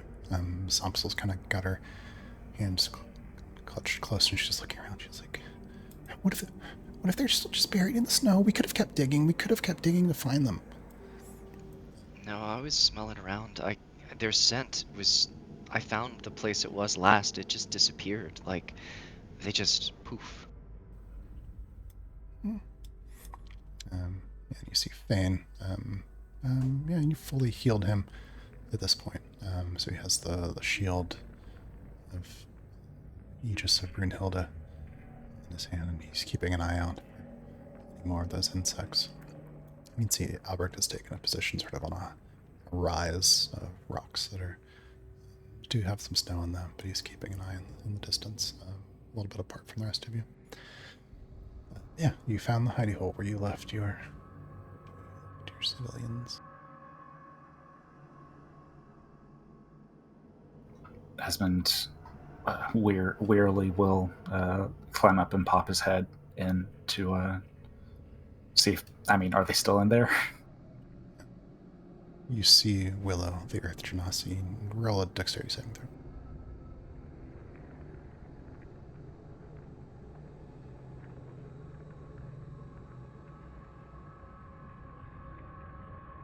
Pretty good for me, 17. Yeah, not too bad. You barely just duck as a frying pan from the young woman comes swooping right at your head. Mother, do not test me right now. Are you both okay? Yeah, is it safe? I heard the strangest things. Yep, you did. Come on, we're booking it. We're moving to the temple as quickly as we can now. No time for rest. Yeah, the two of them slide down the rope with a bit of effort, and see Willow's eyes go wide as he sees the aftermath of the avalanche. Oh. Yeah, it was a fierce battle. Esmond says, still, not actively bleeding, but still bloodied, still not looking great. He kind of spins around and, my wagon. Where is it? Did you have anything of important? Everything that was dear to us. That's a lie. I saw you take the important bits. Well, everything that we could carry. Well, there will be more things that you can carry once we get to the temple and or our town. Let's go. No time. Kind of look at each other and nod. And still alive. And follow after you. Get it when the snow melts. As they're walking, Casey walks next to Araya. She floats. It's just slowly descending the last minute. She's holding on to the fly as long as possible.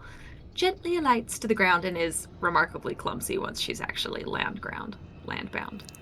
Yeah, once her feet touch down, he's like, you have to teach me how to do that, the spell. Well, first you need to fill your heart with the light of the maiden. And she makes you light.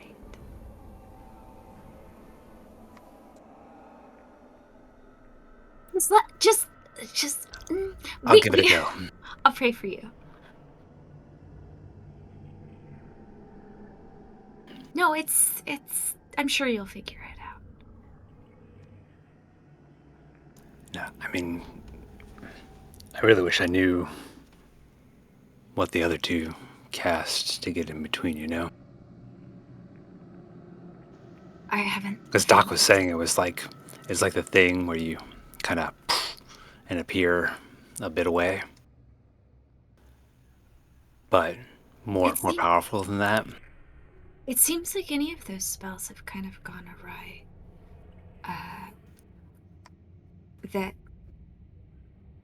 That folding space gets you lost maybe sometimes in the wrinkle. Yeah, that's what I want to do. You want to get lost in the wrinkle? Well, just to get there, and then we can grab them and come back. Right. I don't know. Presumably you can just do the same thing to get back, right? I've never been lost. I can't do it, and I've never been lost there, and it seems a little terrifying to kind of take a risk with the No, they're gonna be fine though. I have utter faith that they'll walk out of that in one piece. No, Sal will look out for him. He was armed. I my thought I was God. in bad taste. Good God. He's Too soon. no. I mean, if they don't get out of there by the time we get to the temple, We'll get them out of there. We can't exactly. leave them. And maybe we need to do crazier things. That the unpredictability of all magic right now means that maybe we should, with intention, try something a bit more. As they walk out of frame, Casey says, "I like where your head's at." Just say it, Esmond. You were listening. You were real close to us. Just say what's on your mind, Es.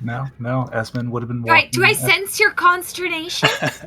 No, you do not, because Esmond would have been talking with Ava. Oh, dang. Meanwhile, Aspen today. So yeah, like I was saying, I could try to send somebody there. No. Yeah, I go might just have you do that with O at the rate he's pushing our luck. I mean, honestly, it's a total gamble. It's like a roulette table, basically. I think I have an idea of how to push somebody or somewhere, but it's not like I don't have any direction. Like there's no navigation to it, so I don't know exactly where they would end up, but they should come back. It's a gamble that we should look into first. The last thing that we need is for more of us to get stuck over there and just the whole group get more and more separated. No, not yet. Not yet. I'm just thinking maybe if they got there, if they did see him, they could like grab him, and then like when I pulled one back, I don't know, maybe not. It's pretty far out there. Anyway, what are we gonna? So we're just gonna get there, and you're gonna try to hope the maidens are there, and then try to use the portal, and we'll just try to pull them through the after you change it.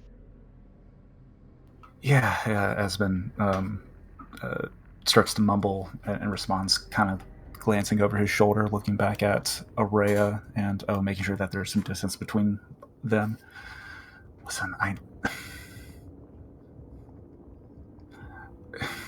the visions I was talking about earlier, one of them was worrisome, and I'm worried that regardless of whatever we find or whatever we hope to find, I think we're just going to have to close the portal and leave it closed without trying to rescue anyone. What do you mean? Did you see him dead or something? I honestly think would have preferred that over what I think I did see. Spit it out, come on. Just this stays between us right now, okay? Okay. Until I know more, until we can figure it out. But one of the visions I saw was a ritual, and the head priestess, she kneeled in front of like this like giant insectoid thing, like the leader of them, and drank from the goblets. It drank something that was like the same color as all the innards that we just spilled. You think they might be like... I don't know. I'm not jumping to conclusions yet. It's just a theory. God, it has to be just a theory. But we have to take all possibilities into consideration. Yeah, okay. Well, if they're not back and them okay, it's just more reason for us to try to use the portal to get back Sal and Peach, like, and, you know... But I'm also... I'm worried because I saw the insect creatures coming into our realm, invading our realm from the looks of it, and I don't know how in shape Shepherd's is going to be by the time we get there. I want to go there first, but I know we can't leave Peach and Sal in the place between for much longer. But I'm worried that our people were taken to whatever that desert realm is, and I just have a bunch of theories scrambling around in my head right now, and I'm just very scared right now. And I just, if the time comes, I just need someone to back me up. Yeah, of course. Always, yeah. We'll just... Yeah, I want to get back home too, but thankfully it's not too much of a detour. It'll only be maybe a couple of hours, and I know that sounds like a lot because I saw the poorly drawn sketch of all the bugs attacking as well, but if you've been there, I don't know if you saw anything like I did when you spent some time, but the creature or whatever it is that lives in that between space is we definitely have to get him out as soon as we can.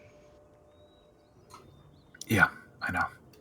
And Esmond will turn around and just yell at everyone, "Come on, let's keep moving. Faster, faster, let's go."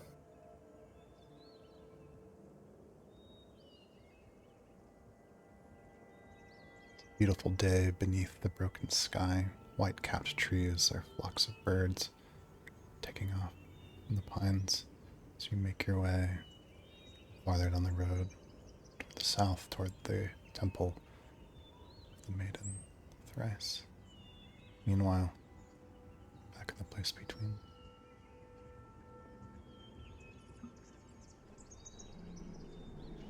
Here comes the happy music. Meanwhile, in hell,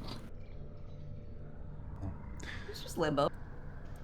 And just to clarify, it was in the chat, Sal, you've got heroism on you. Those are temp HP. Those don't actually add to you. I just want to make sure this is captured for the audio recording as well. It's only for I one. just privately messaged Sean about what a dick you were being about the temp HP. If I die, I want it to be on a technicality. Both you stop it. Poppy is 20 feet long. Feathers spanning off of forelimbs. She's grown sharp in the teeth. Moves with a dangerous, predatory mannerism. You hear her claws scraping against the stone. She set you down a landing among what seems to be ancient ruins at the foot of stone stairs that lead up into the mountains. As you gaze up that way, for a moment there's the ash fog parts enough to where you see the twisted facade. You see a robed woman, her arms up, hands covering her eyes. Some weird incarnation of the maiden. You're at some version of the temple of the maiden thrice. Poppy circles you, snap of her jaws.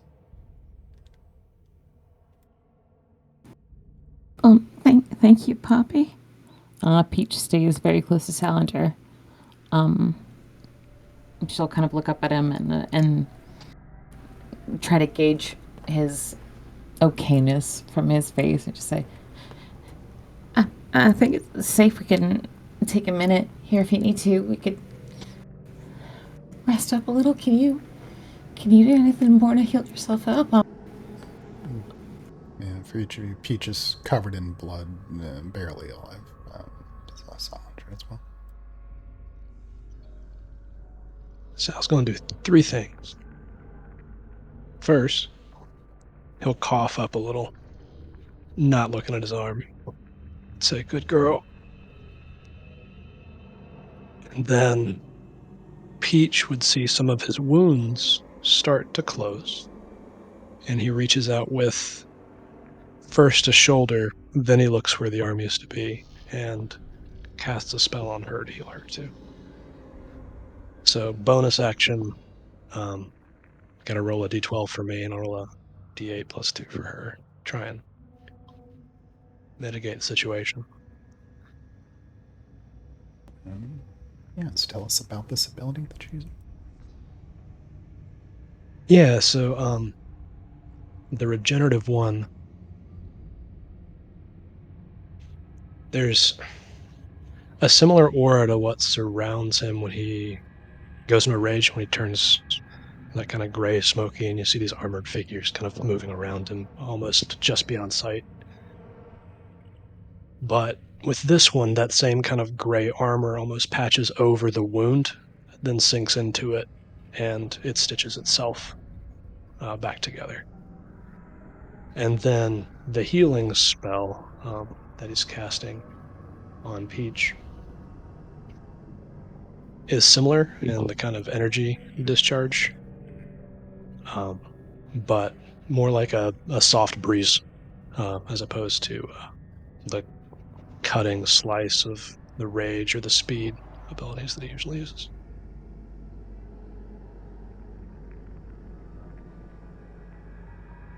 No roll.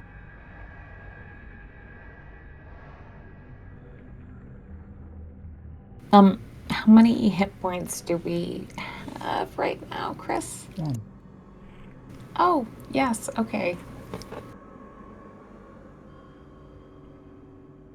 +4 temp for Sal. Nah, it's only a minute.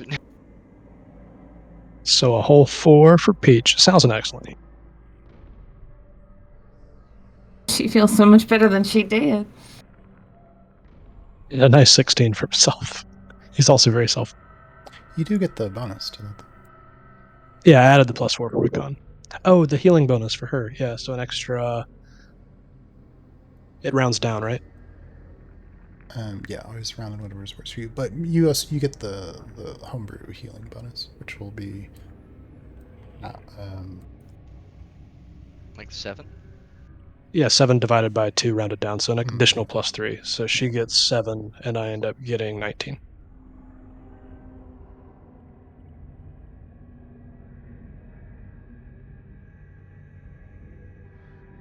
But I look better.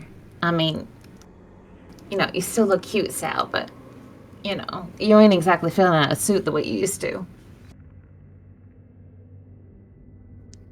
Not now. And you can see a tear still kind of rolling. Yeah, Peach is sort of barely on her feet. Walking almost like she's dizzy. I don't think we have much time. And he's going to help her up and then try to climb the stairs towards that statue. As you begin to ascend the stairs, blood still dripping on the wet stones. As you step through the ash, mixing with your blood, smearing onto your footsteps as you make your way up. It seems almost as though the stairs keep getting longer and longer. Poppy follows after you with relative ease, moving across. She's traveling greater distance than she probably needs to. You can see her head swivels back and forth as though listening for things in the fog. There's the occasional flick and flutter of feathers, a long sway, a spiny and feathered tail.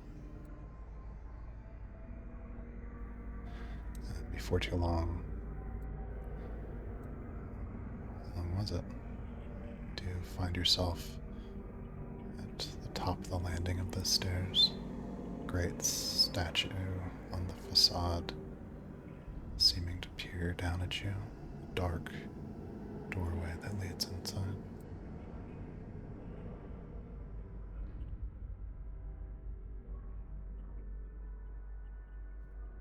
Sal looks at Peach and looks at Poppy.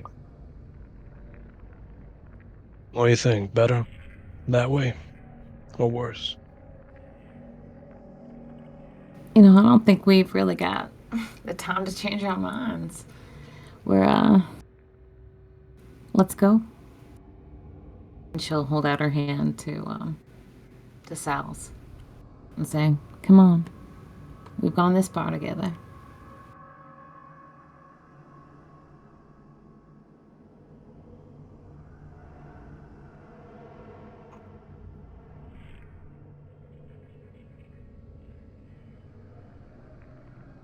Sounder, if you said anything, it didn't come through. Oh, he just says, all right. And he is going to do his best to remember and recite one of the prayers to the maiden that he learned in his time with Aurea. You barely hear Saunder's voice low, echoing off the stone as you head in through the archway into strange temple. Back in the snow.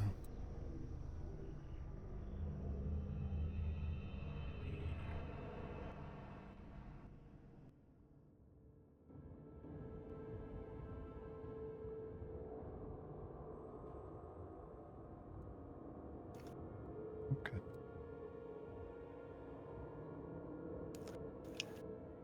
No, go ahead, Chris. You've traveled long enough now without sign of that large insect that have been escorted by even more of the carapaced ones. Either it lost track of you or went some other way. You have traveled for long enough now that you're feeling the fatigue. But there's still half a day more before you'd reach the temple.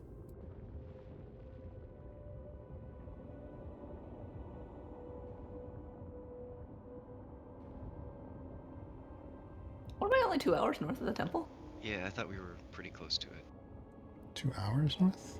Yeah, we were just hours away at most. Like it was just a small detour, I think. I thought so. You were 2 days from the temple when you encountered the people on the road, right? No, I don't think so. We were really close to the temple, I'm pretty sure. Other people chime in. That's what my memory was. I thought we were super close to it. Yeah, I thought we were just a couple hours, but wait, let me double check.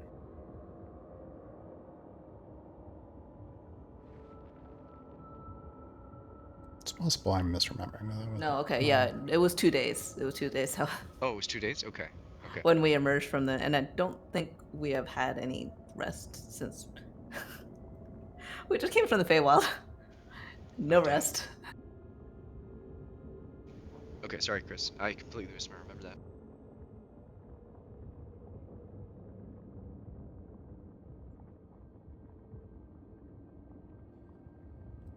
Yeah, so weary-boned, exhausted. It's still strangely daylight.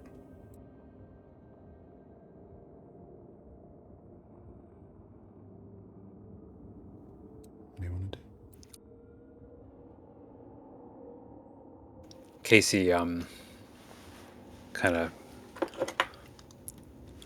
moves to the side a little bit and hangs back from the party, and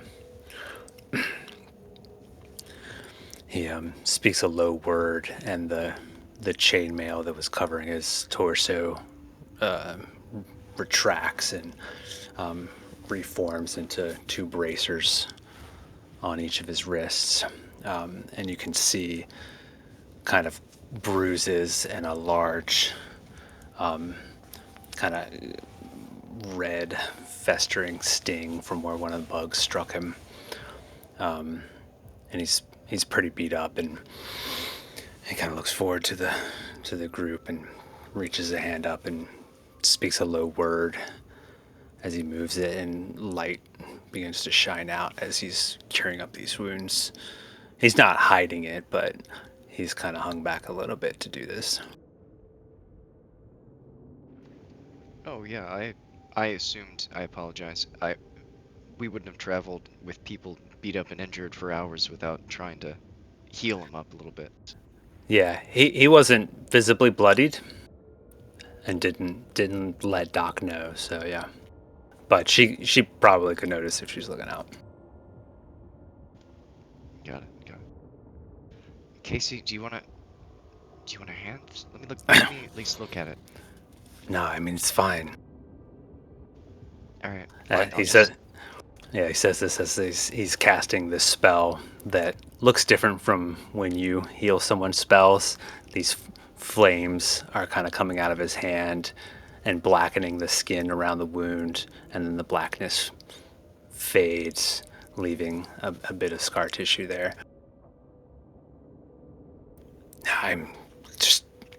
Help the others if they still need it, yeah.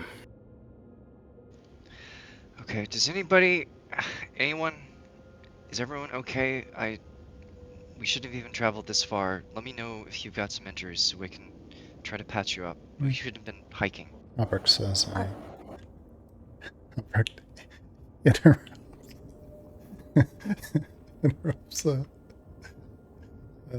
Kibet. Eva, are you sure you have the magic to spare? I mean, I certainly can still do some healing on my own. I've got 8 good healing kits. I don't even have to use it. Okay, I mean, I could. She's kind of like wipes some blood off her head. Yeah, I could use it. I'm okay, but like, if we get into another fight, I should be in top shape. If we're taking a quick break, I've got a spell that can give us roughly an hour's worth of rest in about 10 minutes, give or take. Yeah, let's do that, and then we should push on and try to make it to the temple tonight, or today, whatever.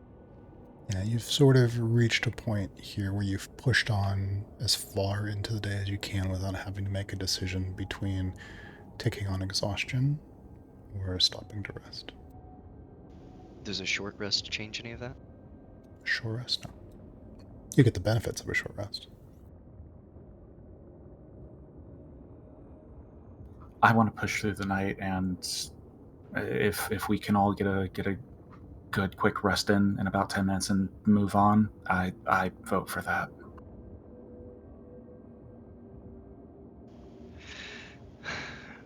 Do you think we're gonna encounter anything more of those creatures between now and the temple? I'm worried that we might encounter more at the temple. Well, I mean, I've got some energy left, but if we push on and make it all the way there, I'm not sure I can keep everyone. Albrecht says, if you have magic to spare, I could use the healing. Quiet you. What if we get close enough to do some? Does Ava actually say that? That's too sassy for her, I think. She instead just she makes her way over to begin checking him out. She makes sure it hurts as much as possible while she's doing it. No, she does her job. Does this hurt? No matter how much she hates it, she does her job. So she. Oops, I missed the vein. Oops, I missed the vein. Oops. And then Kabeth, you were saying. What if we go, push to get almost there, and within half an hour walk, and then we send our 2 quietest people to investigate and come back, and that way we don't go in to a fight we're not prepared for and rested for,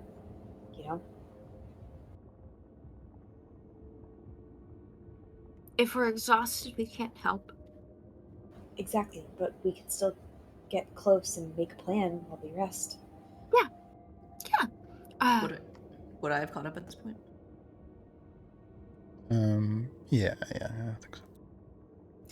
The problem with it's generally a good idea, I think, but the problem with getting closer is that it also leads, if there is anything there, it leads to a greater chance of being discovered. And we don't have Peach with us right now, with her handy in the shelter. Right. Also, bugs seem to be like a swarm sort of thing. They're not lone wolves in the wood. They're many, right? So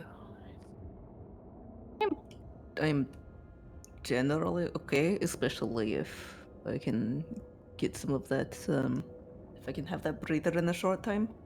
That will help me a lot, I think. But yeah.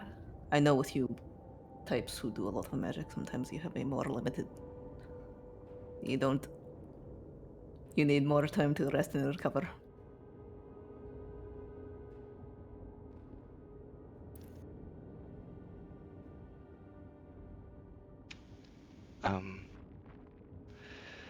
I don't. I mean, the only way I'm gonna benefit from anything is if we, like, spend the whole night, and I mean, unless we get like a good night's rest, a short rest isn't gonna do any different for me.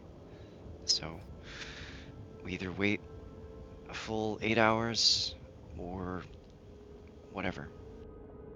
I mean, a short rest will still stop you from collapsing from total exhaustion, right? It's not really gonna affect how tired I am that way, I don't think.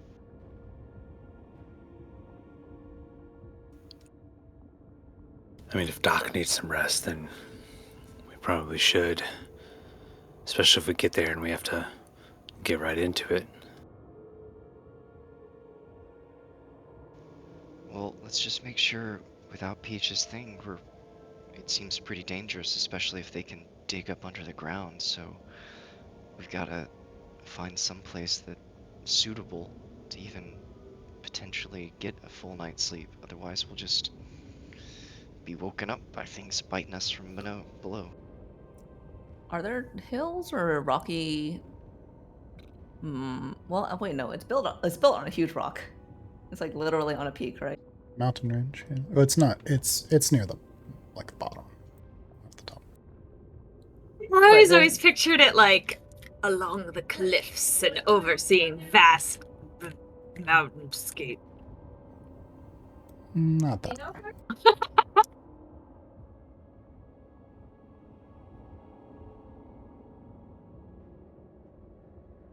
Well, there is no rock around. We might be able to at least camp on stone, so we can. Yeah, there's there's a mountain range right next to you. Like you're walking at the base of the mountains.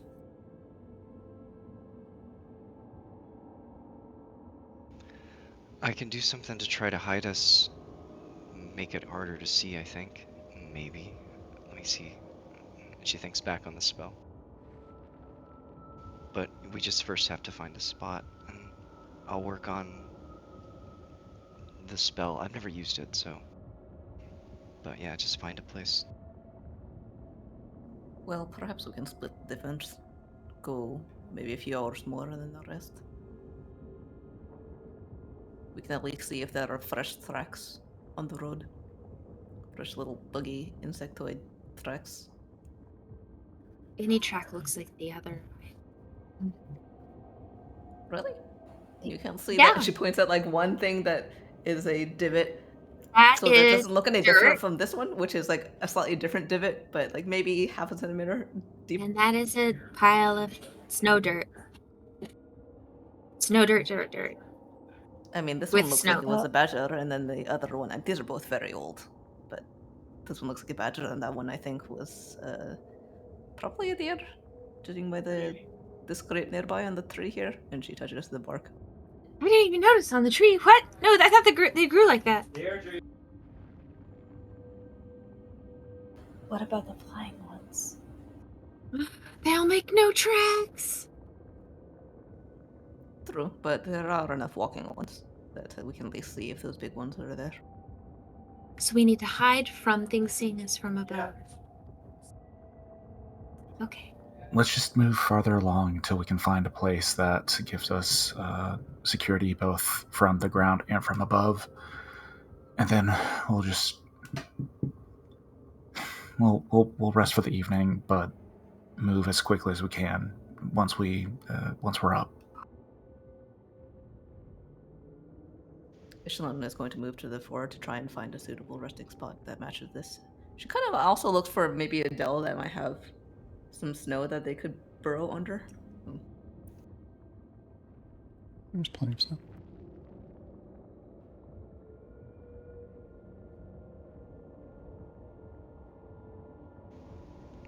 Yeah, so I guess that's what we do. We just move on until we find a suitable place to stop. Yeah, before too long, you find a place that looks like it would make a pretty decent camp.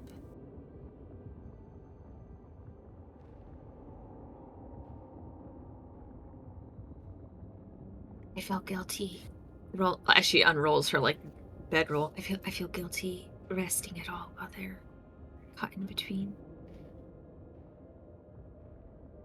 I think Charlotte is going to. Oh, God damn it! Charlotte is going to do yeah. her best to find a stony surface, scrape it clean, cover it over with like dead tree branches, and then erect like a bit of a tree branch over it that then they can pile some snow on, so that it doesn't look like anything other than just a clearing from above. Array is very good at helping move snow. The cold doesn't seem to bother her anyway. Yeah, Albrecht is helping Ishtalan cut branches to make the shelter. Bane, yeah, you see him kind of. Yeah, he's taking a seat against the rocks. And he's sort of, even though he's healed up, he's like, you see him kind of rubbing the outside of his arm where it may have been broken before the healing. You see Samsel. She's looking nervous, going through her packs, checking different things. You see her going through a variety of different buckets. Oh, this one's empty.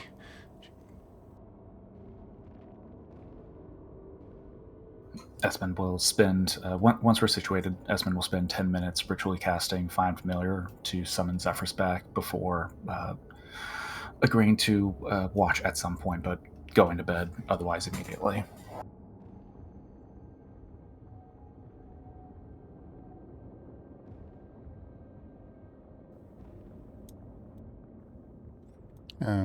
Yeah, describe the summoning of Zephyrus.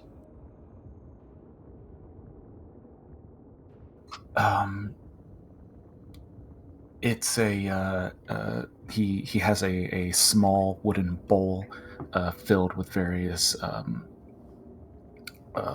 herbs and other things. Words are escaping me tonight, y'all. Spices. Yep, we're cooking. We're cooking tonight. Let me cook. Hold on. But underneath the bowl is a series of runes kind of scratched into the snow and stone that he's sitting on top of, and he's mixing everything together. And as he is focusing his own magical essence aura into the bowl until eventually all the materials kind of mold and take shape of Sun Jim hummingbird that is Zephyrus, and he takes off immediately in a silver flash as it all solidifies into one, having returned. Yeah, as Zephyrus appears.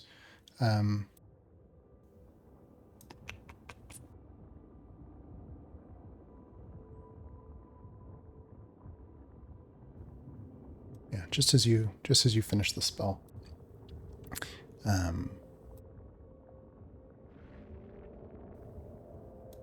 there is a flash of an image in your mind. You see Shalati. A spear of gold light through her shield pierced through her body. You see her face contorted in a scream, a mouth full of blood. There's nothing to hear. It's just there for a moment, a flash in your mind. And then you feel a hand on your shoulder. It's Fane. Hey, you okay? You've been sitting here a long time. I'm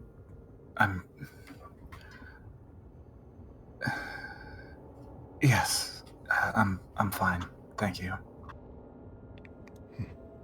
Pats your shoulder. Thank you for you. I don't think I would have lived without the potion you gave me. Don't worry about it. Just remember, Array would be very upset with you, me, if that had happened. So don't let it happen again.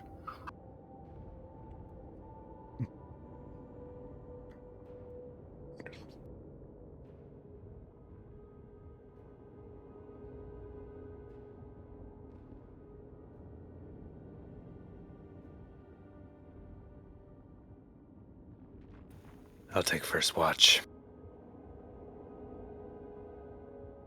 He says to no one in particular, towards the center of camp. I don't really need to rest, so I can, if I just sit here, it'll be fine. I'll keep watch with. Whenever, however. Yeah. Quebec has been pulling food out of her pouches, and she's making some kind of like stew for dinner in a pot, and she's adding snow to it to add water. She'll offer a bowl to anyone nearby. Yes, you're sharing food. I'll trade you some bread. Oh, bread would go so good with this stew. It's super squished after all the fighting, but very fresh. It's okay. It'll just absorb the liquid in the soup, and then it'll be delicious. Especially after you rolled over it when you tried to climb into the wagon, and then you just were sort of wrestling with the barrel. Oh, you saw that? That was out of character. Oh. Oh, Araya is a panhandler, though. Fair hand.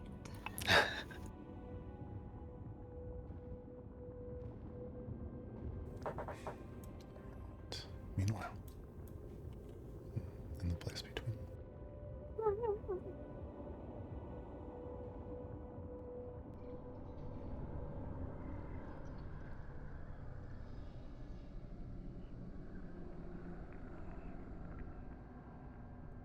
Interior of the temple is an irrational space.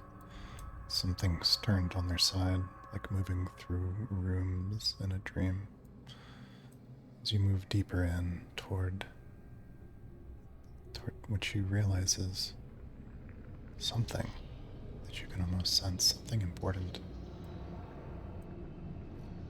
You come to a place, a chamber, that's, you get the senses on the way, but isn't where you're going. This should just be a room, nearly empty with stone, maybe some crumbled pillars, but you see a low burning campfire, just embers, and a merchant's cart that's partly smashed lying on its side. Some supplies lying on the ground. Doesn't make any sense that it would be there. There it is.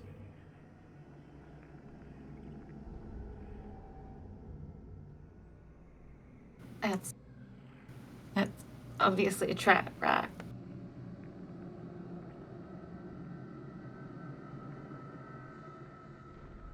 Salinger. Obviously.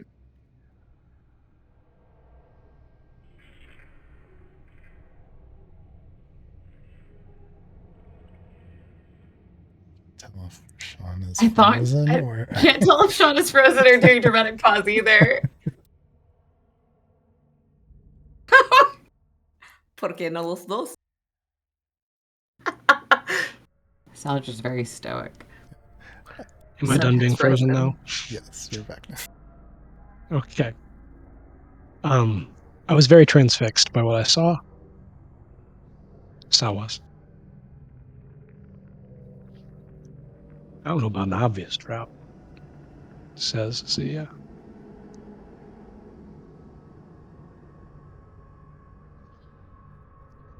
Kicks at one of the objects. No, Salinger. Peach kind of puts her hand on his shoulder or his sleeve. That could be. why would this be here if not to fool folks like us into touching it? Let's just go in. There's a tinny sound as he kicks like a tin cup and kind of rolls a little bit.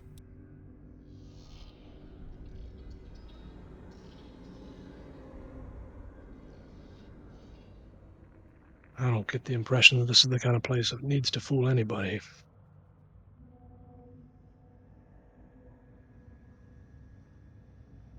But if you think we ought to just move on, let's do it. I mean, now I don't know. She looks at him and has missing arm and looks down at herself. Like, I mean, there could be something in there that could help us along a little bit. It does seem too good to be true following our recent luck, and I think maybe we should just follow the path of the maiden, and that's like, I don't know, without temptation and all. Right? This ain't our maiden. And he picks up one of the objects. What you find is it looks like just the sundries of a merchant cart that's been half smashed and lying on its side. There's initially, it looks like some cooking supplies, canteen half full of water. Poking around, there's some broken glassware and just some ornamentation things. You do find roll survival. I was kind of.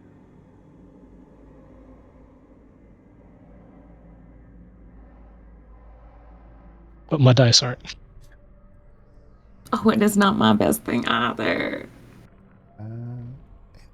Andre, you're a little dizzy, but Peach actually with a 15.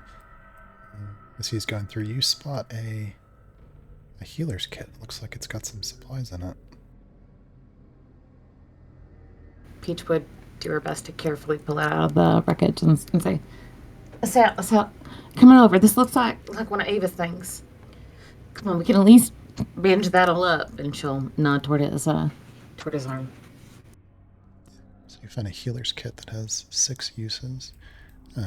You find, looks like some cooking, like utensils for cooking and stuff like that. There's a various sort of sundry, so like normal equipment, like there's like a dagger and some rope and things like that.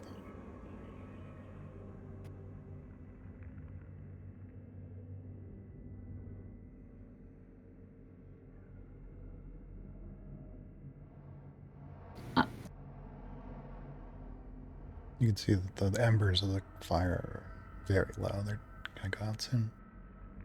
Okay, but they're still hot. Like, okay. Yeah. Peach would help herself to the healer's kit and start to pouch up Sal a bit more. But she wouldn't touch the other stuff.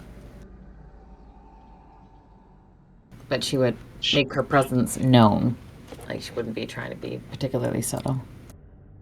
You sure you know how to use that thing? Sal says, whinging a little bit as she flies. I have helped Ava do this a dozen times, okay? I may not be a medical professional, but I'm really, really, really good at the help action. Thank you. Is Poppy reacting at all to the objects or the nearby space, since she has very different senses than we do? She doesn't seem to care too much. You see her kind of keeping at the edges of where the light of the fire is stretching. She's prowling sort of in a slow, predatory way.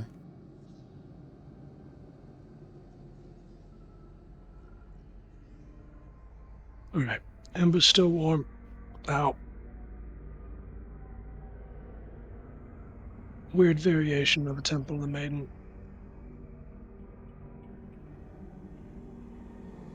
There's got to be somebody else here, just based on the fact that this is shelter. Yeah, that's what I figured too. Well, I figured maybe they might come back to their own campsite. You know, this fire wouldn't even put out proper. Maybe they heard us stumbling on in and found another place. Maybe if they, realized that we ain't here to, Shanghai them or, take anything that we don't desperately need, then maybe they. But last time I thought good about someone, it was a bug person who stabbed me in the stomach. So apparently I'm not a real good judge of character. No, I am. Are you almost done? How long does that take, usually, when you help Doc? Look, it takes as long as it takes, and Doc has a little bit more. Doc doesn't have somebody talking to her, distracting her the entire time. Doc's patients are nice and quiet, and they let Doc do her bandaging and things. And by the end of that, Peach has fashioned a little bit of a sling so that Salinger's bad arm, or what is left there, is tied properly and no longer bleeding out actively, and bandaged close to his torso in a way that's not going to cause him further injury. And then as she ties the final knot, the sling around Salinger's neck, she'll go, there! See? That's as good as you're going to get. Doc may have done it faster or better, but this is the best you're going to get here in wherever this place is.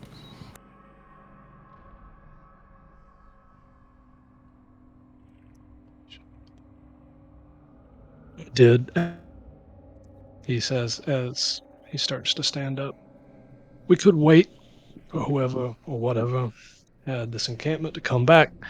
Or, he says, we could be just loud enough to let them know that we're here and that we don't mean them harm and we're just trying to get out of their safe space without drawing undue attention, as he starts to raise his voice a little more. You hear Salinger's voice echoing off the stones of the interior of this place. Again, there's a strangeness to even what you're seeing here. You realize that sort of mixed with the the cobbled stones, there's a gray grass growing between them, almost as though this is a piece of some other place that somehow is overlapping with this space.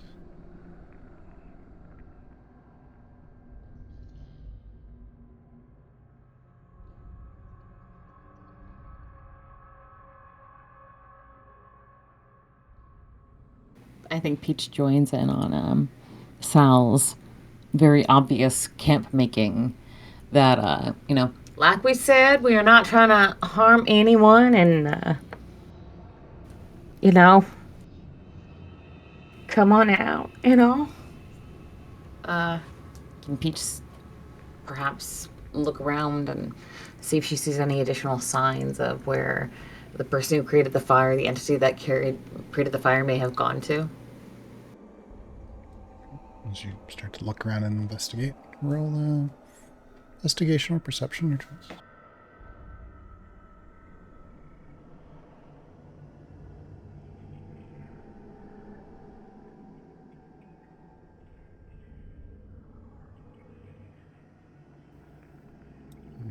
It's 17. Yeah, as you peer out into the dark of the room, you don't see any signs of people. As you move to investigate the cart, you actually find lying in some of the sundries, the little glimmer of a bit of glass, and you realize you found a potion of greater healing. And on the far side of the cart, the one that's tilted toward the ground, you can see that there are some doors this cart would have opened up on one side of it to display, maybe to passerbys. And you see broken, partly burned sign, a word across the top that says Draper, but you don't know what that means.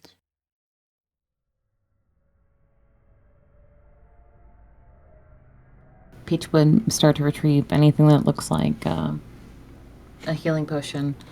And in doing so, she sort of puts the healing potions over by where Sal is situated. But she makes specific note to, actually take coins out of her purse and put them she's trying not to steal from this person, but also they're in desperate need. And she'll say to Sal as she's doing it, I don't even I don't know what. Surely. I mean, I've got hit points in single digits, right? We should be able to have, right?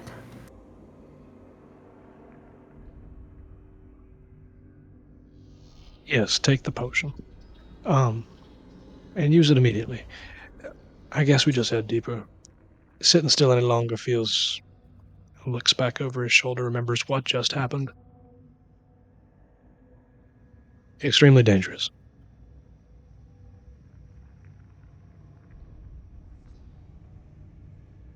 Peach would split it with Sal. How much do we heal? And split the potion. Okay.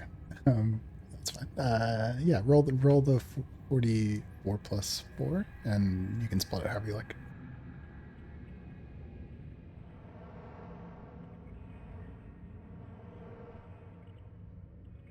$14. Peach will take 7 and give 7 to Sal. Guessing them temp HPs have already worn off, right? I think so. I'm a solid 14 hit points now. Twice what I had 5 minutes ago.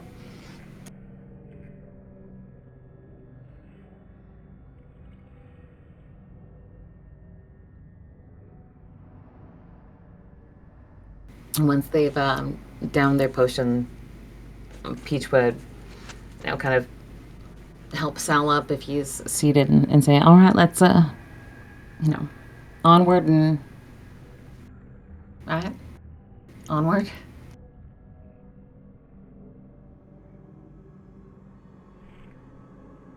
Mm-hmm. Okay. The two of you taking what you can from the wagon, and the things left on the ground. We leave the small dying campfire in the wagon behind. We get heading deeper into the temple, passing into through dark corridors. You realize you start to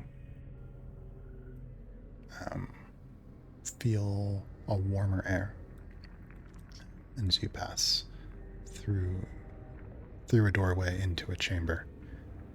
You realize you are coming into the interior of Wanderlust.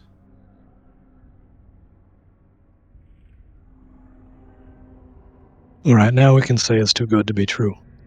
And he steps right into that familiar place.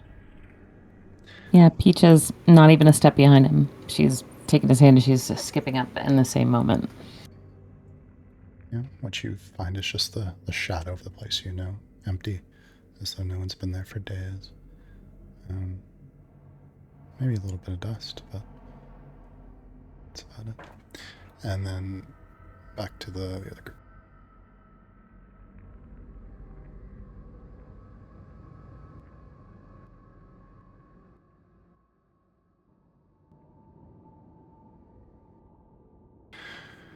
Were you guys looking to long rest or to... Alright. Who was the one who picked the camping location? Shalati. No, Ishalon. God, no, I'm... Please roll survival. Pris, why have you done this to us? Because It's like we finally train ourselves out of it and then... 29.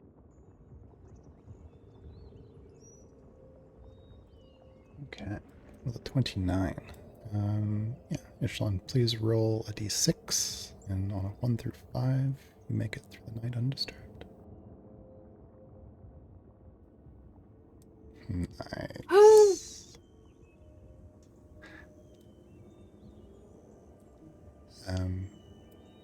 Give me the briefest little glimpse of each of your characters as you successfully long rest through the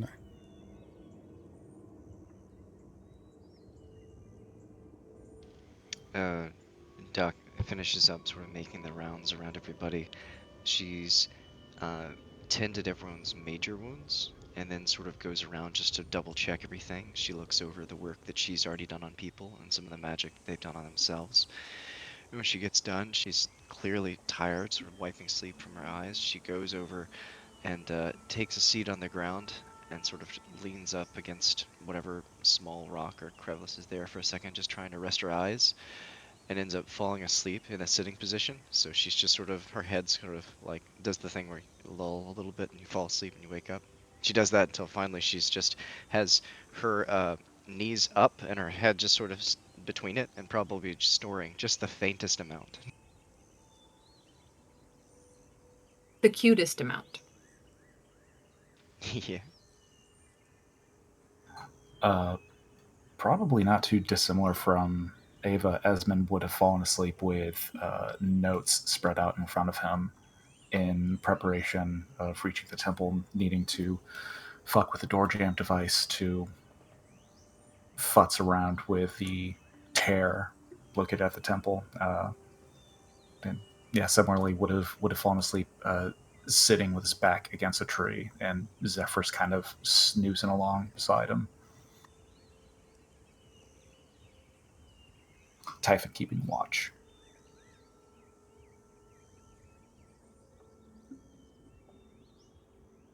I think Ishtalan spent her time on watch, making arrows to replace the 20-something that she spent the day before, and then spends the rest of the time sort of nervously. Well, as she gets up in the morning, she ends up, when it's time to sleep, she ends up propping herself up a little bit, facing the sort of igloo-like shelter, the entrance of the igloo-like shelter that she's created for everyone. Just arms crossed, ready to spring into action if need be. And in the morning, just rolls to her feet and is nervously counting the number of arrows that she has, just fingering them in a quiver, absently, like a tick, basically, as she breaks her fast with whatever someone has made.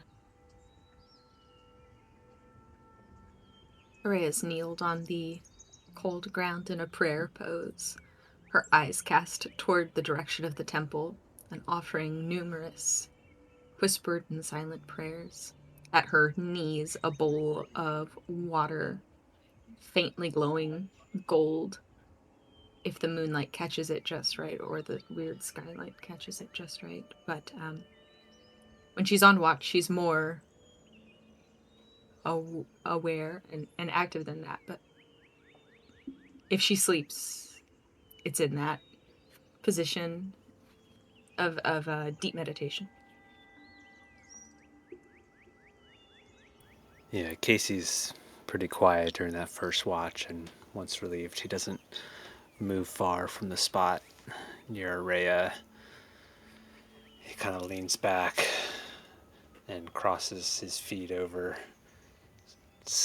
Doesn't have his shoes back on. Did not ask for them back. But he kind of sits there upright, in uneasy rest like the rest of the group. Yeah.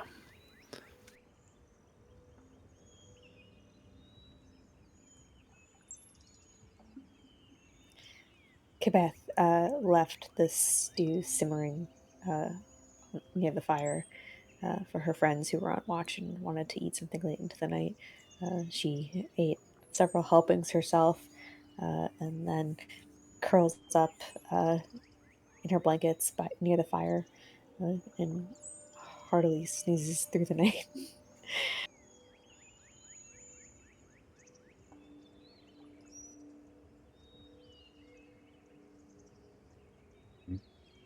See, Vane has taken the Aegis of Brynhild, the golden shield, and stuck it into the snow, almost like a tombstone. And he's sitting in front of it, his hands folded, his eyes are closed, and murmuring, kind of in prayer, kind of late until it actually begins to get dark from those brief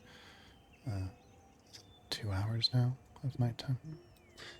You see, Samsel made a sort of a big pillow out of her backpack, and she's sort of just lying on top of it, and limp, and gently snoring, seeming to sleep really easily. You see, Albrecht has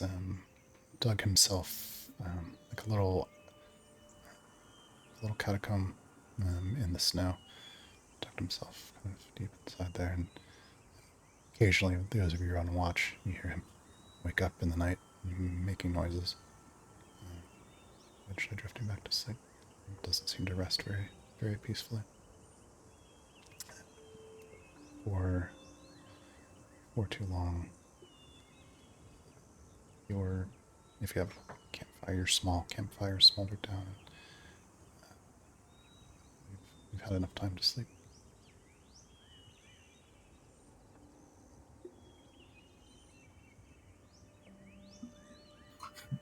Once Esmond is awake, he uncharacteristically immediately packs up his bag, takes a few spoonfuls of whatever stew there was, and is ready to go immediately, and it's waiting on everyone else.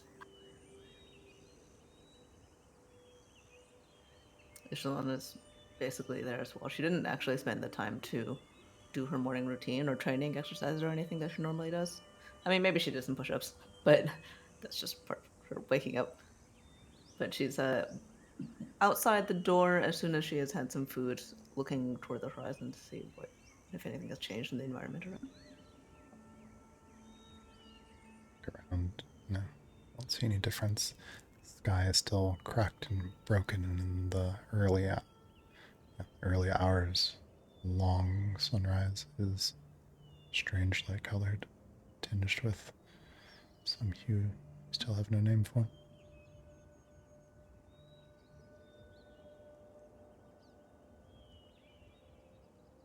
Yeah, Casey stands up shortly after the others and stretches out, and the magma lines brighten up on his chest, causing a bit of steam in the cool air.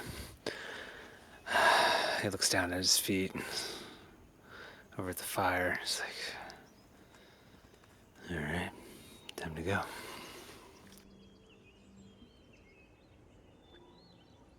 Before too long, you and with your two new civilians in tow are moving your way toward the temple. What's your sort of intention? Okay. I was going to say, as we're traveling, Esmond actually would have pulled both Kibeth and Ava aside. Okay. Yeah, let's say you guys are traveling, and yeah, you pull the two of them. There's a moment where the three of you are together. Question: are we gonna be wrapping soon? Because it is late. Mm-hmm. Yeah, quite soon. Hey, can I talk to you both about something real quickly before we reach the temple?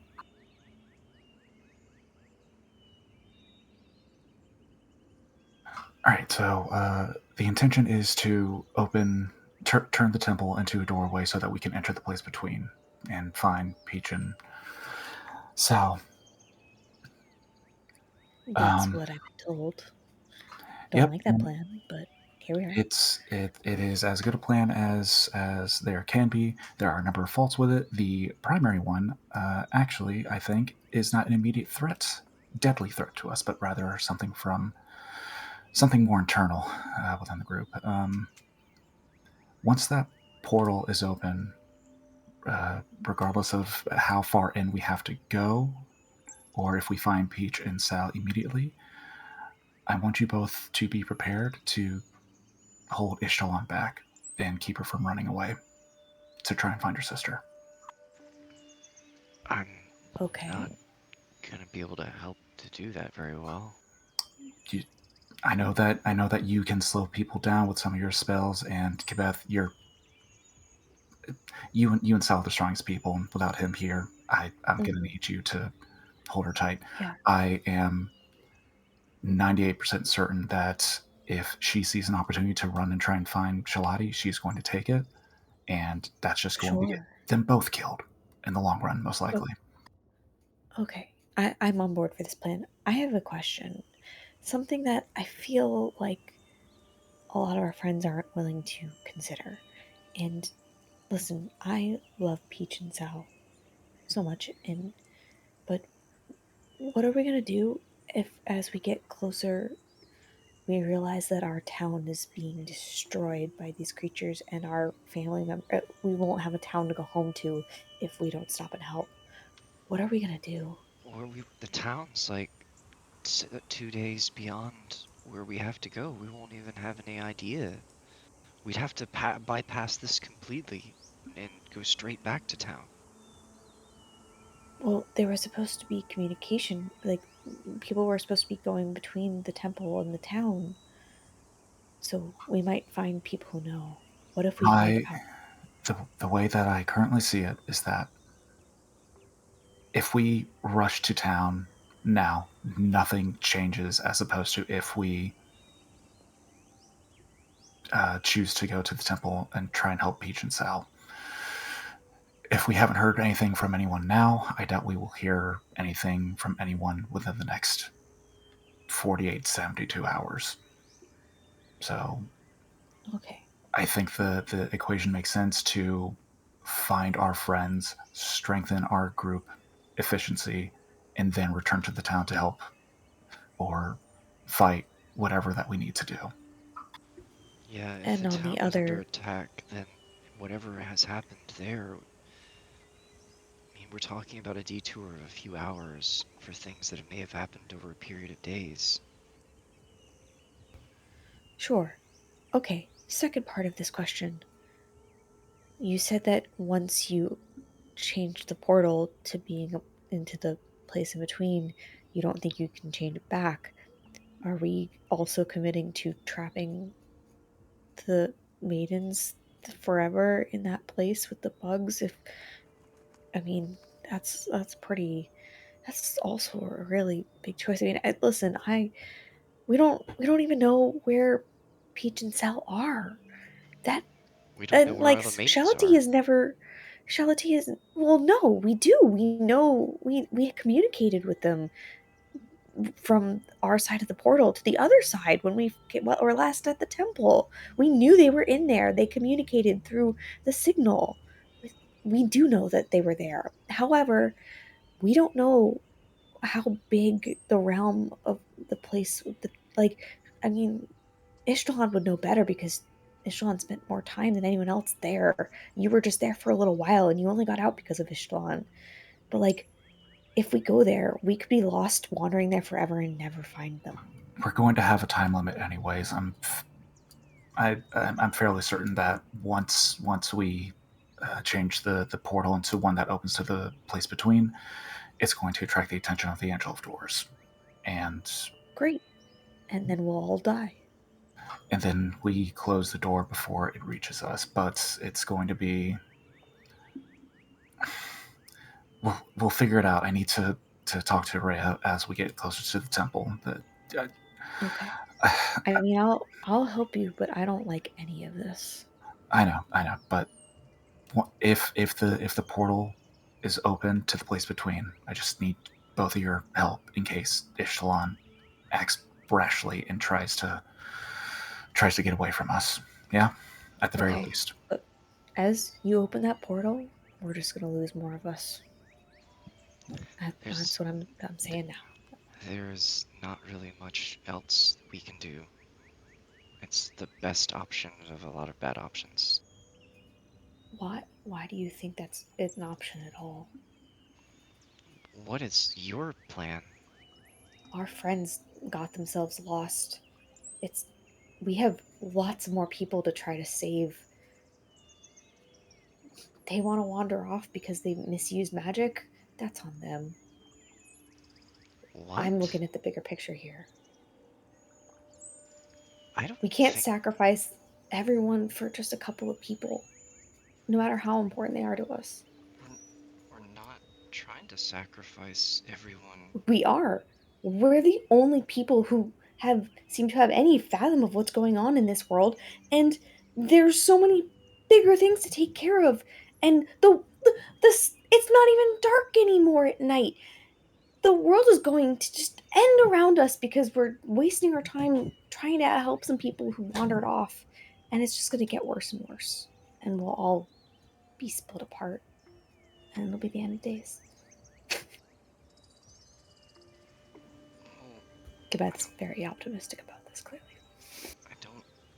I mean, if the situation was reversed and the town was before where they were, or it was equidistance, understand. I'm not just talking about the town, Ava. I'm talking about everyone. The whole... She points at the ground.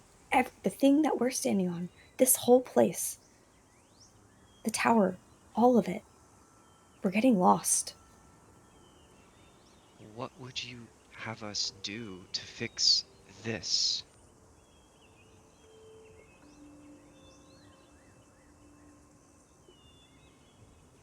Exactly. We're just doing what we can, and right now we have to get our friends back. I thought we needed to go to the capital. Can we go to the capital? She looks at Ez.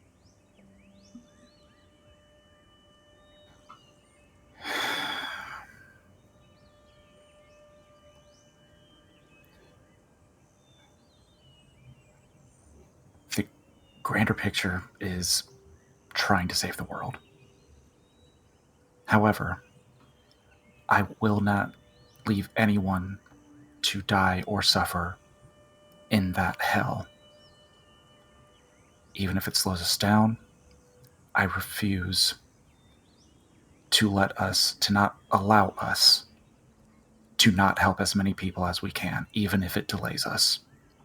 I don't want the end of the world to change who we want to be. We're going to help Peach and Sal. We're going to help the people of Shep's End. And I'm going to find a way to get us to the capital. And I will find a way to reverse the White Tower and what it's doing.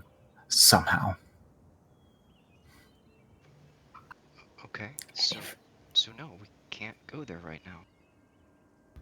And Esmond, if you die in the process of this, then what will we do? Well, it's a good thing I take very good notes, he says, and he walks ahead to join the rest of the group. I think that's where we'll end for tonight.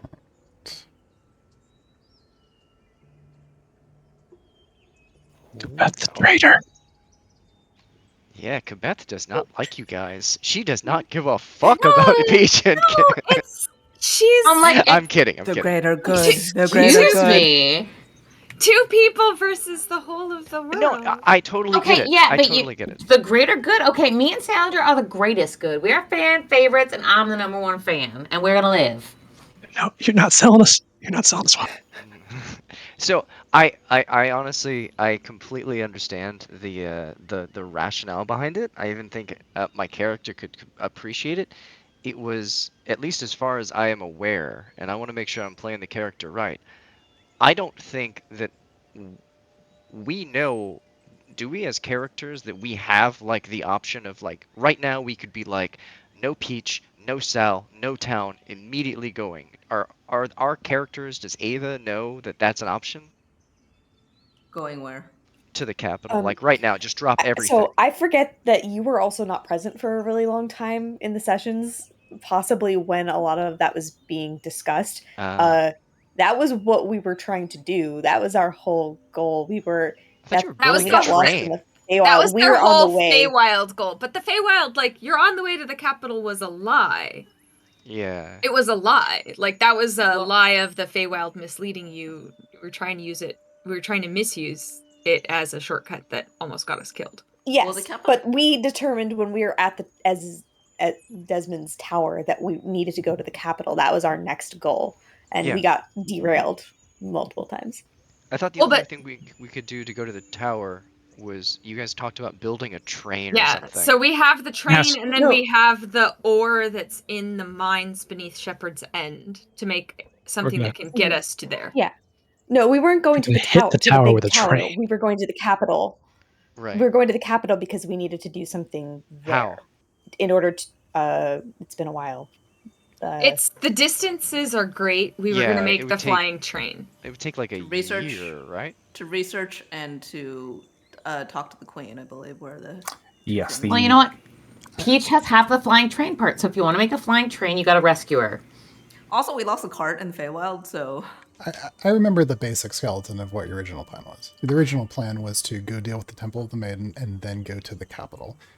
Because at the time, your only method was to physically travel there or to try to construct the train. But getting the supplies for that was also a huge endeavor. You were kind of deciding if that was worth it or not. When you discovered the potential pathway in the Feywild, it was like, ooh, here's a way to shortcut all of this and go to the capital right away. But that did not work. And now you are at the result of that not working, and what you decide to do from here is whatever you decide to do. Sure. Question.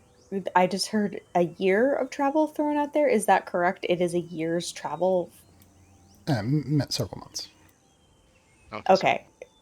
Not as big as the other. Yeah. Again, how do you rule a place where it takes a year to get a message from one place to another? Well, they used to have They trains. used to have magic and teleportation circles and stuff. Yeah, for them, they used to be connected by trains, so they could either teleport there or just... There was railways, teleportation circles, sending spells, all of the utilities of magic that you don't have now.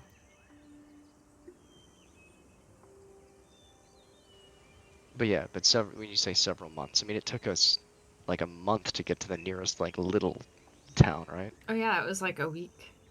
No, Oh, 2 was it a week? weeks. It's about a week from Shepherd's End. Okay.